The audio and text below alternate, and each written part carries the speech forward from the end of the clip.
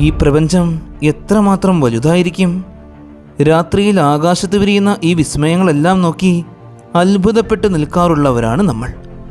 എണ്ണിയാലൊതുങ്ങാത്ത ഈ നക്ഷത്രങ്ങളെല്ലാം നമ്മിൽ നിന്നും അനേകം പ്രകാശവർഷങ്ങൾക്കകലെയാണ്.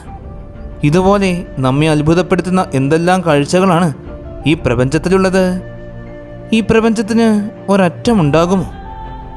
കോടാനുകോടി നക്ഷത്രങ്ങളും അവയെ വലം വെച്ചുകൊണ്ടിരിക്കുന്ന ട്രില്യൺ കണക്കിന് ഗ്രഹങ്ങളും എണ്ണമറ്റ ചിഹ്നഗ്രഹങ്ങളും കോസ്മിക് പൊടിപടലങ്ങളും ഇൻ്റർസ്റ്റെല്ലാർ വാതകങ്ങളും പുതിയ നക്ഷത്രങ്ങൾ പിറവിയെടുക്കുന്ന പ്രദേശങ്ങളും അതിഭീകരമായ ബ്ലാക്ക് ഹോളുകളും ന്യൂട്രോൺ സ്റ്റാറുകളും ഇവയെല്ലാം ഉൾക്കൊള്ളുന്ന വലിയ ഗാലക്സികളും ഈ ഗാലക്സികളെ ഉൾക്കൊള്ളുന്ന ഗാലക്സികളുടെ ഗ്രൂപ്പുകളും ഇവയെല്ലാം ഉൾക്കൊള്ളുന്ന വലിയ ക്ലസ്റ്ററുകളും നമുക്ക് മനസ്സിലാക്കുവാൻ സാധിച്ചിട്ടില്ലാത്ത ഇരുണ്ട ദ്രവ്യമെന്ന വലിയ ശൂന്യതയും.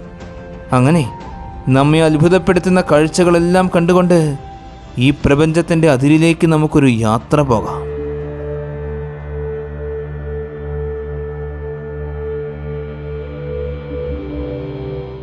സൗരയൂഥം നമ്മുടെ ഗാലക്സിയായ ആകാശഗംഗയിലുള്ള 40,000 കോടി നക്ഷത്രങ്ങളിൽ ഇടത്തരം വലിപ്പമുള്ള ഒരു മഞ്ഞക്കുള്ളൻ നക്ഷത്രമായ സൂര്യനും സൂര്യനെ വലം വെച്ചുകൊണ്ടിരിക്കുന്ന 8 ഗ്രഹങ്ങളും 5 കുള്ളൻ ഗ്രഹങ്ങളും 290ഓളം ഉപഗ്രഹങ്ങളും ദശലക്ഷക്കണക്കിന് ചിഹ്നഗ്രഹങ്ങളും ഉൽക്കകളും ധൂമഹേതുക്കളും മറ്റു ബഹിരാകാശ വസ്തുക്കളും എല്ലാം നിറഞ്ഞ വലിയൊരു സമൂഹമാണ് നമ്മുടെ സൗരയൂഥം.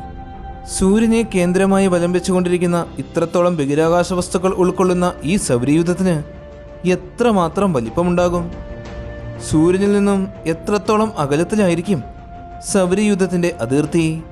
സൗരയൂഥത്തിൻ്റെ അതിർത്തിയിലേക്കൊരു യാത്ര നടത്തുമ്പോൾ ഓരോ ഗ്രഹങ്ങളും സൂര്യനിൽ നിന്നും എത്രമാത്രം അകലത്തിലാണ് സ്ഥിതി ചെയ്യുന്നത് എന്ന് നമ്മൾ തീർച്ചയായും മനസ്സിലാക്കിയിരിക്കണം. സൂര്യനിൽ നിന്നുമുള്ള അകലത്തിൻ്റെ അടിസ്ഥാനത്തിൽ 1-ാം സ്ഥാനക്കാരനും വലിപ്പത്തിൻ്റെ കാര്യത്തിൽ ഏറ്റവും ചെറുതുമായ മെർക്കുറി എന്ന ബുധൻ. സൂര്യനിൽ നിന്നും ഏകദേശം 5,76,00,000 കിലോമീറ്റർ അകലത്തിലൂടെയാണ് മെർക്കുറി സൂര്യനെ വലം വയ്ക്കുന്നത്. അടുത്തത് സൗരയൂഥത്തിലെ 2ാമത്തെ ഗ്രഹവും ഏറ്റവും ചൂടുകൂടിയ ലോകവുമായ വീനസ് എന്ന ശുക്രനാണ്. ശുക്രൻ സൂര്യനിൽ നിന്നും 10,82,00,000 കിലോമീറ്റർ അകലത്തിലാണ് സൂര്യനെ വലം വയ്ക്കുന്നത്. അടുത്തത് നമ്മുടെ ഭൂമിയാണ്. ഭൂമി സൂര്യനിൽ നിന്നും 14,96,00,000 കിലോമീറ്റർ അകലത്തിലുള്ള ഭ്രമണപഥത്തിലൂടെയാണ് സൂര്യനെ വലം വയ്ക്കുന്നത്. സൂര്യനിൽ നിന്നും ഭൂമി വരെയുള്ള ഈ ദൂരത്തെ ആസ്ട്രോണമിക്കൽ യൂണിറ്റ് എന്നാണ് പറയുന്നത്. ബഹിരാകാശ വസ്തുക്കൾ തമ്മിലുള്ള ദൂരത്തെ പരാമർശിക്കുന്നത് പ്രധാനമായും astronomical unit, light year, parsec എന്നീ യൂണിറ്റുകളിലൂടെയാണ്. ഒരു ആസ്ട്രോണമിക്കൽ യൂണിറ്റ് എന്നാൽ എത്രമാത്രം ദൂരമാണ് എന്ന് നമ്മൾ കണ്ടു കഴിഞ്ഞു. സൂര്യനിൽ നിന്നും നമ്മുടെ ഭൂമി വരെയുള്ള ദൂരം. ലൈറ്റ് ഇയർ അഥവാ പ്രകാശവർഷം എന്ന് പറഞ്ഞു കഴിഞ്ഞാൽ പ്രകാശം ഒരു വർഷം കൊണ്ട് സഞ്ചരിക്കുന്ന അത്രത്തോളം ദൂരമാണ്. അതായത് 9 ട്രില്യൺ കിലോമീറ്ററുകൾ. പ്രകാശവർഷത്തേക്കാളും ഉയർന്ന യൂണിറ്റാണ് പാർസക്. 3.26 പ്രകാശവർഷത്തെയാണ് ഒരു പാർസക് എന്ന് പറയുന്നത്. ഭൂമി കഴിഞ്ഞാൽ സൗരയൂഥത്തിലെ 4ാമത്തെ ഗ്രഹം മാർസ് എന്ന ചൊവ്വയാണ്. ചുവന്ന ഗ്രഹമായ ചൊവ്വ സ്ഥിതി ചെയ്യുന്നത് സൂര്യനിൽ നിന്നും 22,79,00,000 കിലോമീറ്റർ അകലത്തിലാണ്. ഇപ്പോൾ നമ്മൾ കണ്ട 4 ഗ്രഹങ്ങളും നമ്മുടെ ഭൂമിയെപ്പോലെ തന്നെ ഉപരിതലമുള്ള റോക്കി പ്ലാനറ്റുകൾ അഥവാ ടെറസ്ട്രിയൽ പ്ലാനറ്റുകളാണ്. ചൊവ്വ കഴിഞ്ഞാൽ സൗരയൂഥത്തിൽ നമുക്ക് കാണുവാൻ സാധിക്കുന്നത് ചിഹ്നഗ്രഹങ്ങൾ എന്നറിയപ്പെടുന്ന വളരെയധികം വസ്തുക്കൾ ഒരുമിച്ച് കൂട്ടമായി കാണപ്പെടുന്ന വലിയൊരു മേഖലയാണ് ചിഹ്നഗ്രഹ വലയം അഥവാ ആസ്ട്രോയിഡ് ബെൽറ്റ്.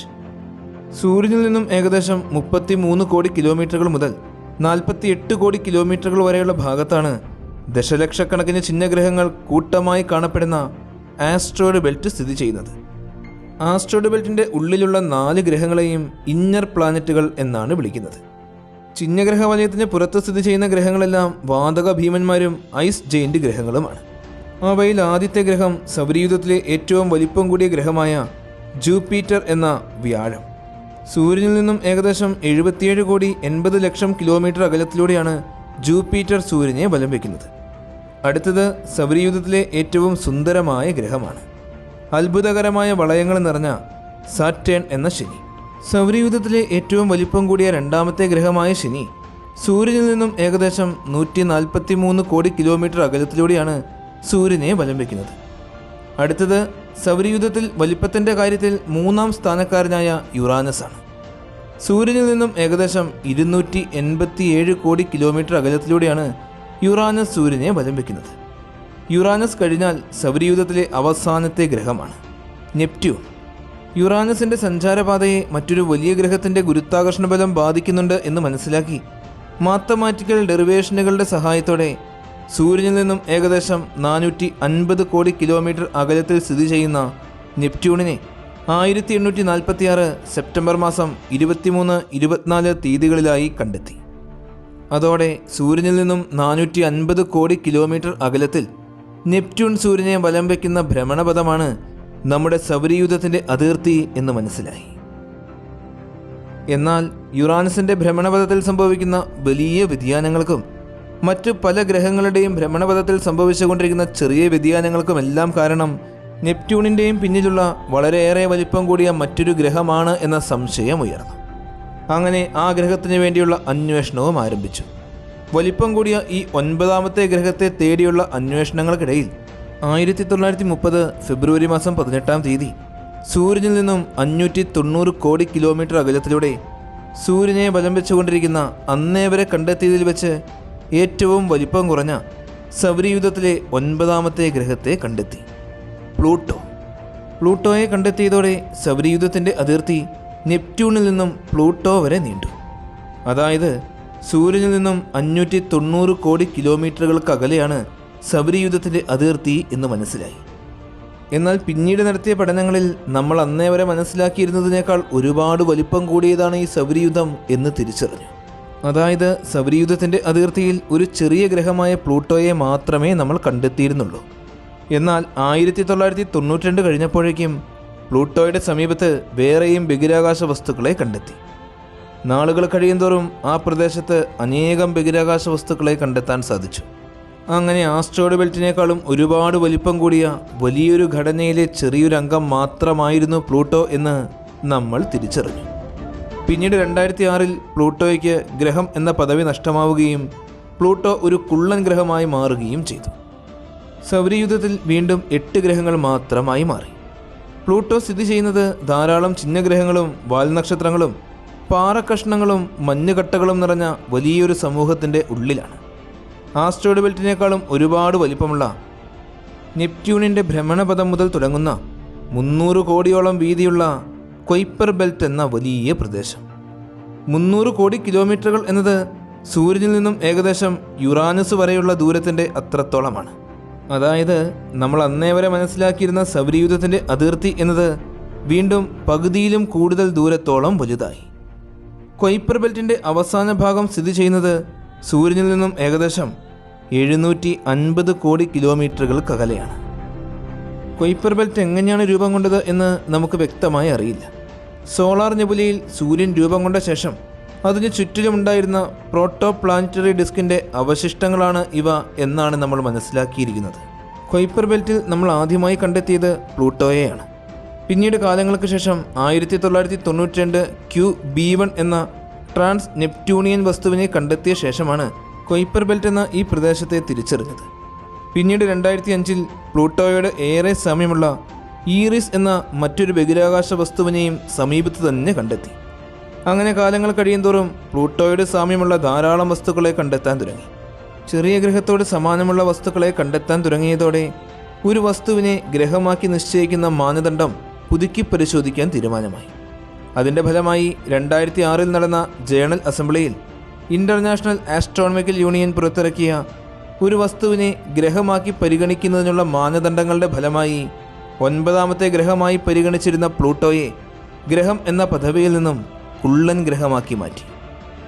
നെപ്റ്റ്യൂണിൻ്റെ ഭ്രമണപഥത്തിന് ശേഷമാണ് കുയിപ്പർ ബെൽറ്റ് തുടങ്ങുന്നത് എന്ന് നമ്മൾ കണ്ടു.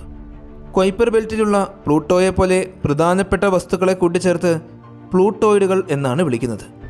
പ്ലൂട്ടോ, ഈറിസ്, ഹൗമിയ, മേക് എന്നിവയെല്ലാം പ്രധാനപ്പെട്ട പ്ലൂട്ടോയിഡുകളാണ്.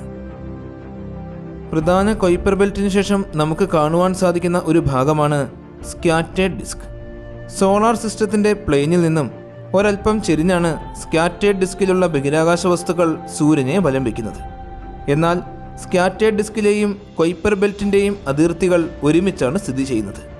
പ്ലൂട്ടോയെക്കുറിച്ച് പഠിക്കുന്നതിന് വേണ്ടി വിക്ഷേപിച്ച ന്യൂ ഹൊറൈസൺ എന്ന ബഹിരാകാശ പേടകം തൻ്റെ പ്രാഥമിക ദൗത്യത്തിനു ശേഷം കുയിപ്പർ ബെൽറ്റിലുള്ള ബഹിരാകാശ വസ്തുക്കൾക്കിടയിലൂടെ ഇപ്പോൾ സഞ്ചരിച്ചുകൊണ്ടേയിരിക്കുകയാണ്. നെപ്റ്റ്യൂണിൻ്റെ ഓർബിറ്റിനു ശേഷം തുടങ്ങി ഏകദേശം 300 കോടി കിലോമീറ്ററുകളോളം വിസ്തൃതിയിൽ വ്യാപിച്ചു കിടക്കുന്ന കുയിപ്പർ ബെൽറ്റ് എന്ന ഈ വലിയ പ്രദേശത്തെക്കുറിച്ച് ഇപ്പോൾ നമുക്കൊരു ധാരണ ലഭിച്ചു. സൂര്യനിൽ നിന്നും 750 കോടി കിലോമീറ്ററുകൾക്ക് അകലെയുള്ള കുയിപ്പർ ബെൽറ്റിൻ്റെ അതിർത്തിയാണ് സൗരയൂഥത്തിൻ്റെ അതിര് എന്നും നമുക്ക് മനസ്സിലായി. നമുക്ക് ചിന്തിക്കാൻ സാധിക്കുന്നതിനേക്കാളും എത്രത്തോളം വലുതാണ് ഈ ദൂരം. എന്നാൽ നമ്മുടെ കണക്കുകൂട്ടലുകളെ എല്ലാം തെറ്റിച്ചത് 1977 സൗരയൂഥത്തിൻ്റെ പുറത്തേക്ക് വിക്ഷേപിക്കപ്പെട്ട നാസയുടെ വോയേജർ പേടകങ്ങളാണ്. കുയിപ്പർ ബെൽറ്റിൻ്റെയും പുറത്ത് ഒരുപാട് അകലത്തിലുള്ള മറ്റൊരു മേഖലയിൽ അവ എത്തിച്ചേർന്നു. സൂര്യനിൽ നിന്നും ഏകദേശം 1850 കോടി കിലോമീറ്ററുകൾക്ക് അകലെയുള്ള ഹീലിയോപൗസ് എന്ന പ്രദേശം. സൂര്യനിൽ നിന്നും പുറപ്പെടുന്ന സൗരക്കാറ്റ് വന്ന് അവസാനിക്കുന്നത് ഈ ഒരു പ്രദേശത്താണ്. ഇതിനപ്പുറത്ത് ഇൻ്റർസ്റ്റെല്ലാർ സ്പേസ് ആണ്. അതുകൊണ്ട് തന്നെ ഹീലിയോപൗസിനെ നമുക്ക് സൗരയൂഥത്തിൻ്റെ അതിരായി കണക്കാക്കാം. 2012 വോയേജർ 1ഉം പിന്നീട് 6 വർഷങ്ങൾക്ക് ശേഷം വോയേജർ 2ഉം ഹീലിയോപൗസും കടന്ന് പുറത്തേക്ക് പോയി.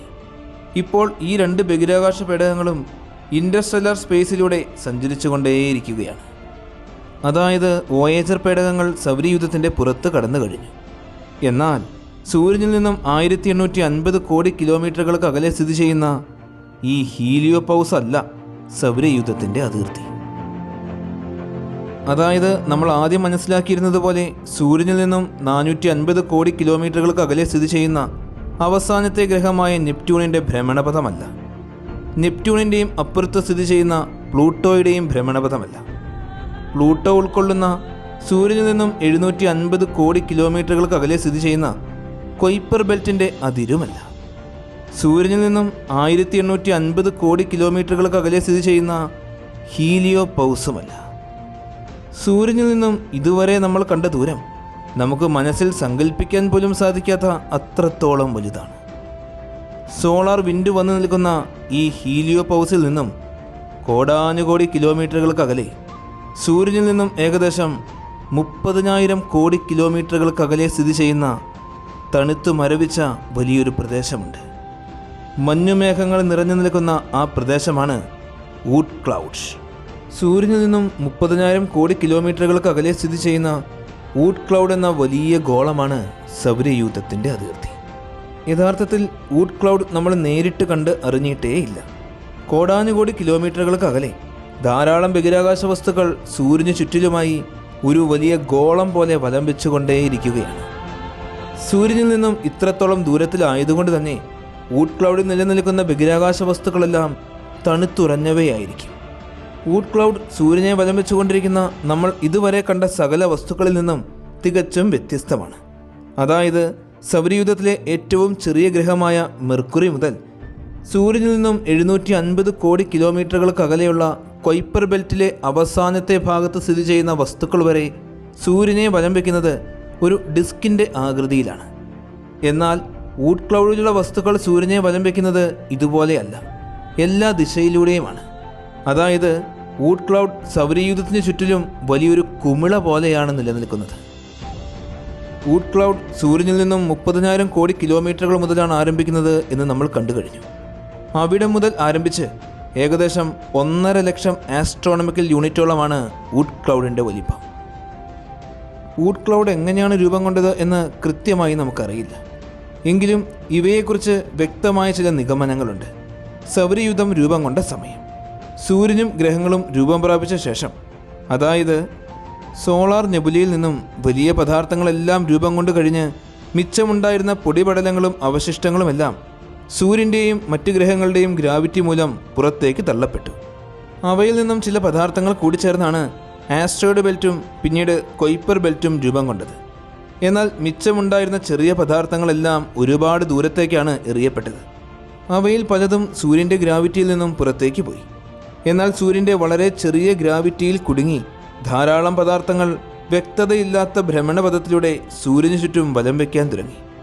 അങ്ങനെ അത് വലിയൊരു ഗോളത്തെ പോലെ സൗരയൂഥത്തിന് ചുറ്റിലും രൂപം കൊണ്ടു.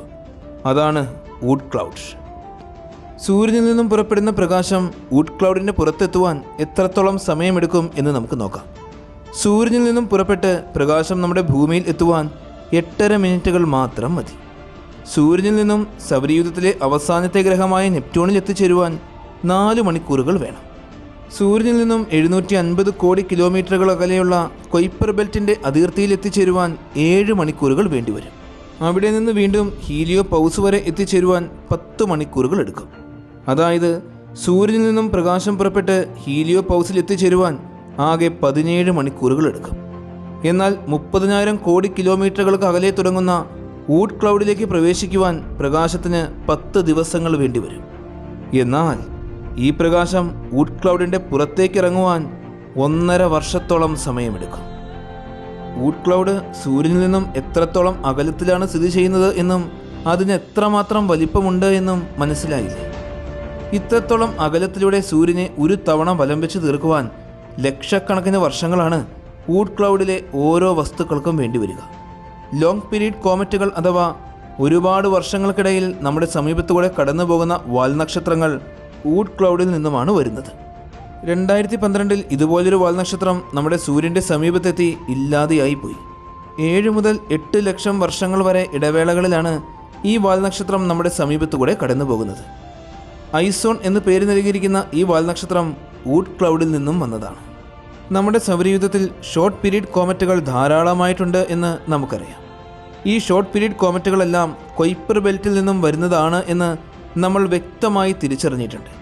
ഏകദേശം 200 വർഷങ്ങളുടെ ഇടവേളകളിൽ സൂര്യനെ വലം വയ്ക്കുന്ന വാൽനക്ഷത്രങ്ങളെയാണ് ഷോർട്ട് പീരീഡ് കോമറ്റുകൾ എന്ന് പറയുന്നത്.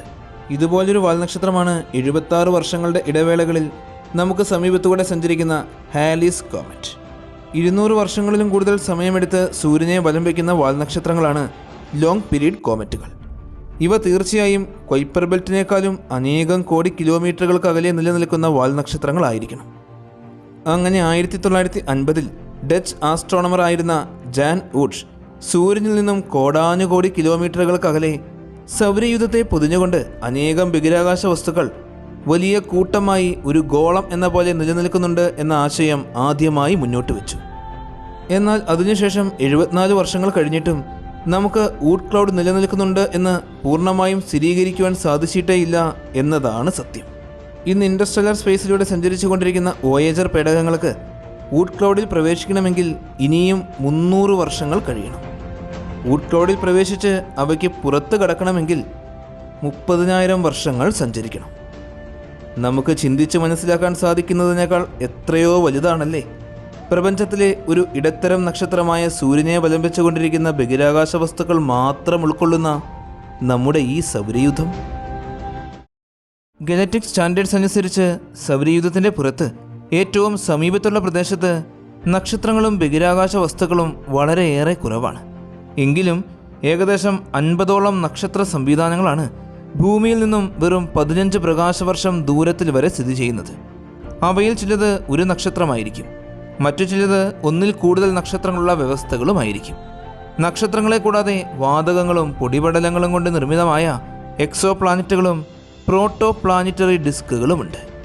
ഇവയിൽ പലതും നമുക്ക് സങ്കല്പിക്കാൻ സാധിക്കുന്നതിനേക്കാളും അത്ഭുതകരമാണ്. നമുക്ക് ഭൂമിയിൽ നിന്നും ഈ പ്രദേശത്തേക്ക് പോകാം. സൂര്യനിൽ നിന്നും വെറും 6 പ്രകാശവർഷങ്ങൾ മാത്രം സഞ്ചരിച്ചു കഴിഞ്ഞാൽ നമ്മൾ വളരെ ചെറിയ ഒരു കുള്ളൻ നക്ഷത്രത്തിൻ്റെ സമീപത്തെത്തും. GJ699 എന്ന് പേരിട്ടിരിക്കുന്ന ചുവന്ന കുള്ളൻ അഥവാ റെഡ് ഡ്വാർഫ് നക്ഷത്രമാണിത്. ഈ നക്ഷത്രത്തെ ബെർണാഡിൻ്റെ നക്ഷത്രം എന്നും വിളിക്കുന്നു. ഈ നക്ഷത്രം നമ്മുടെ സമീപത്താണ് സ്ഥിതി ചെയ്യുന്നത് എന്നത് മാത്രമല്ല, ഇത് നമ്മുടെ സമീപത്തേക്ക് സഞ്ചരിച്ചു കൊണ്ടിരിക്കുകയാണ് എന്നതാണ് ഏറ്റവും വലിയ പ്രത്യേകത. ഈ ബെർണാഡ് സ്റ്റാർ സൗരയൂഥത്തിലേക്ക് സെക്കൻഡിൽ 100 കിലോമീറ്റർ വേഗതയിലാണ് സഞ്ചരിച്ചു കൊണ്ടിരിക്കുന്നത്. ഏകദേശം 10,000 വർഷങ്ങൾ കഴിയുമ്പോഴേക്കും നമ്മുടെ ഏറ്റവും അടുത്ത് സ്ഥിതി ചെയ്യുന്ന നക്ഷത്രമായി മാറും ഇത്. അതായത് ആ സമയത്ത് ഇത് സൂര്യനിൽ നിന്നും വെറും 3.8 പ്രകാശവർഷങ്ങൾ മാത്രം അകലെയായിരിക്കും. പക്ഷേ ഇതൊരു ചുവന്ന കുള്ളൻ നക്ഷത്രമായതുകൊണ്ട് തന്നെ വളരെയേറെ മങ്ങിയതാണ്. അതുകൊണ്ട് ഇത്ര ചെറിയ ദൂരത്തിലെത്തിയാൽ പോലും നമുക്ക് ദൃശ്യമാവുകയില്ല. ഈ നക്ഷത്രത്തിൻ്റെ മാസ് നമ്മുടെ സൂര്യൻ്റെ 17% മാത്രമേ ഉള്ളൂ. ഇതിൻ്റെ റേഡിയസ് സൂര്യൻ്റെ 6 മടങ്ങോളം ചെറുതാണ്. മറ്റെല്ലാ റെഡ് ഡ്വാർഫ് നക്ഷത്രങ്ങളെയും പോലെ തന്നെ ബെർണാഡ് നക്ഷത്രവും തണുത്തതാണ്. ഉപരിതല താപനില വെറും 3134 കെൽവിൻ അഥവാ 2900 ഡിഗ്രി സെൽഷ്യസോളം കുറവാണ്. അതുകൊണ്ട് തന്നെ ഈ നക്ഷത്രത്തിൻ്റെ പ്രകാശം വളരെയേറെ കുറവായിരിക്കും. സൂര്യനേക്കാൾ 2300 മടങ്ങോളം കുറവാണ് ഈ നക്ഷത്രത്തിൽ നിന്നും പുറത്തു വരുന്ന പ്രകാശം. കഴിഞ്ഞ 20 വർഷത്തോളമായുള്ള നിരീക്ഷണത്തിൽ നിന്നും ഈ നക്ഷത്രത്തെ വലം വെച്ചുകൊണ്ടിരിക്കുന്ന ഒരു എക്സോ പ്ലാനറ്റിനെ നമ്മൾ കണ്ടെത്തി. ഇത് നമ്മുടെ ഭൂമിയുടെ 3.2 മടങ്ങ് മാസുള്ള സൂപ്പർ എർത്ത് ഗ്രഹമാണ്. GJ699b എന്നാണ് ഈ ഗ്രഹത്തിന് നൽകിയിരിക്കുന്ന പേര്. ഈ ഗ്രഹം നക്ഷത്രത്തിൽ നിന്നും ഏകദേശം 0.4 ആസ്ട്രോണമിക്കൽ യൂണിറ്റ് അകലത്തിലൂടെയാണ് നക്ഷത്രത്തെ വലം വയ്ക്കുന്നത്. ഒരു തവണ നക്ഷത്രത്തെ വലം വെച്ച് തീർക്കുവാൻ ഗ്രഹത്തിന് 233 ഭൗമദിനങ്ങൾ എടുക്കും. ഈ ഗ്രഹത്തിന് നക്ഷത്രത്തിൽ നിന്നും സൂര്യനിൽ നിന്നും ഭൂമിക്ക് ലഭിക്കുന്ന ഊർജത്തിൻ്റെ 50 മടങ്ങോളം കുറച്ച് ഊർജം മാത്രമേ ലഭിക്കുകയുള്ളൂ. അതുകൊണ്ട് തന്നെ ഗ്രഹത്തിൻ്റെ ഉപരിതല താപനില വളരെയേറെ കുറവാണ്. നമുക്കറിയാവുന്ന നക്ഷത്രങ്ങളെ വെച്ച് നോക്കുമ്പോൾ ഈ ബെർണാഡ് സ്റ്റാർ ഏറ്റവും പഴക്കം ചെന്ന നക്ഷത്രങ്ങളിൽ ഒന്നാണ്. ഏകദേശം 10 ബില്യൺ വർഷങ്ങളിലും കൂടുതലാണ് ഈ നക്ഷത്രത്തിൻ്റെ പ്രായം. ഇതേസമയം സൂര്യൻ്റെ നേരെ മറുവശത്ത് ഈ മങ്ങിയ ചുവന്ന കുള്ളൻ നക്ഷത്രത്തിൻ്റെ നേരെ വിപരീതമാണുള്ളത്. രാത്രിയിൽ നമ്മുടെ ആകാശത്ത് കാണുവാൻ സാധിക്കുന്ന ഏറ്റവും തിളക്കമേറിയ നക്ഷത്രമായ സിറിയസ് നക്ഷത്രം നമ്മുടെ ഭൂമിയിൽ നിന്നും ഏകദേശം 8.6 പ്രകാശവർഷങ്ങൾ അകലെയാണ് ഈ നക്ഷത്രം സ്ഥിതി ചെയ്യുന്നത്. ഇത് ഒരൊറ്റ നക്ഷത്രമായിട്ടാണ് നമുക്ക് തോന്നുന്നത് എങ്കിലും സിറിയസ് ഒരു നക്ഷത്രമല്ല, മറിച്ച് ഇതൊരു ബൈനറി സ്റ്റാർ സിസ്റ്റമാണ്. ഇതിലെ പ്രധാന നക്ഷത്രമായ സിറിയസ് എ സൂര്യൻ്റെ ഇരട്ടി മാസുള്ള തിളക്കം കൂടിയ നീലയും വെള്ളയും നിറങ്ങളോട് കൂടിയ നക്ഷത്രമാണ്. ഈ നക്ഷത്രത്തിന് സൂര്യൻ്റെ 70% കൂടുതൽ വലിപ്പമുണ്ട്. ഇത്രത്തോളം തിളക്കം കൂടിയ നക്ഷത്രമായതുകൊണ്ട് തന്നെ ഇതിൻ്റെ ഉപരിതല താപനില വളരെയേറെ ഉയർന്നതാണ്. അതുകൊണ്ട് ഈ നക്ഷത്രം നമ്മുടെ സൂര്യനേക്കാളും 25 മടങ്ങിലും കൂടുതൽ ഊർജ്ജമാണ് ഉൽപ്പാദിപ്പിക്കുന്നത്.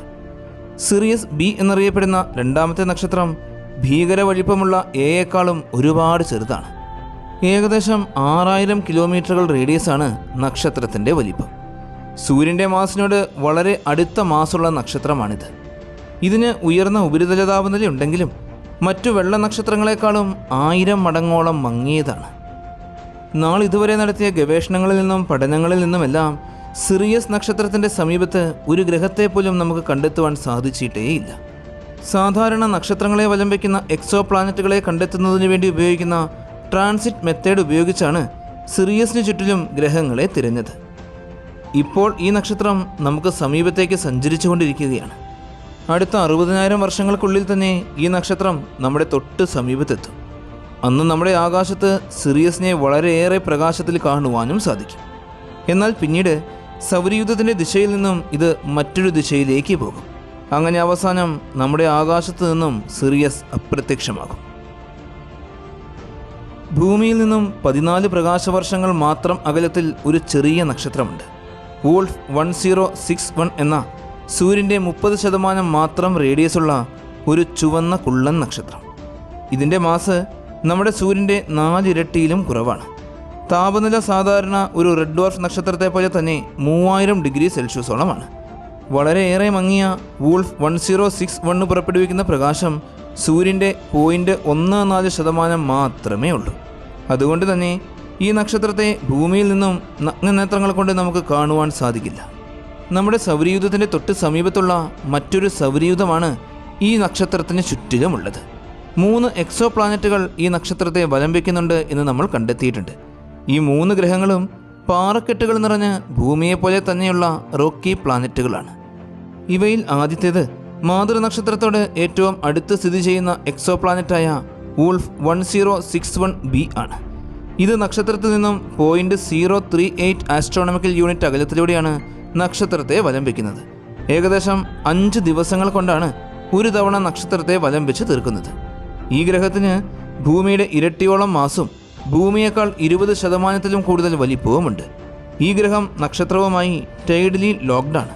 അതുകൊണ്ട് തന്നെ ഗ്രഹത്തിൻ്റെ പകൽ വശത്തെ താപനില വളരെയേറെ കൂടുതലായിരിക്കും. ഈ ഗ്രഹത്തിന് ഒരു അന്തരീക്ഷം ഉണ്ടാകാനുള്ള സാധ്യതകൾ വളരെയേറെ കുറവാണ്. ഈ സിസ്റ്റത്തിലെ രണ്ടാമത്തെ ഗ്രഹം വോൾഫ് 106c എന്ന ഗ്രഹമാണ്.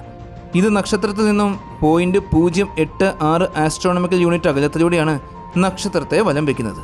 വെറും 18 ദിവസം സമയം കൊണ്ടാണ് ഈ ഗ്രഹം ഒരു തവണ നക്ഷത്രത്തെ പരിക്രമണം ചെയ്ത് തീർക്കുന്നത്. ഈ ഗ്രഹം നക്ഷത്രത്തിൻ്റെ ഹാബിറ്റബിൾ സോൺ അഥവാ വാസയോഗ്യമായ മേഖലയിലാണ് സ്ഥിതി ചെയ്യുന്നത്. അതുകൊണ്ട് തന്നെ ഈ ഗ്രഹം ഭൂമിയിലേതുപോലെ വാസയോഗ്യമായ ലോകമാകാനുള്ള സാധ്യതകളുണ്ട്.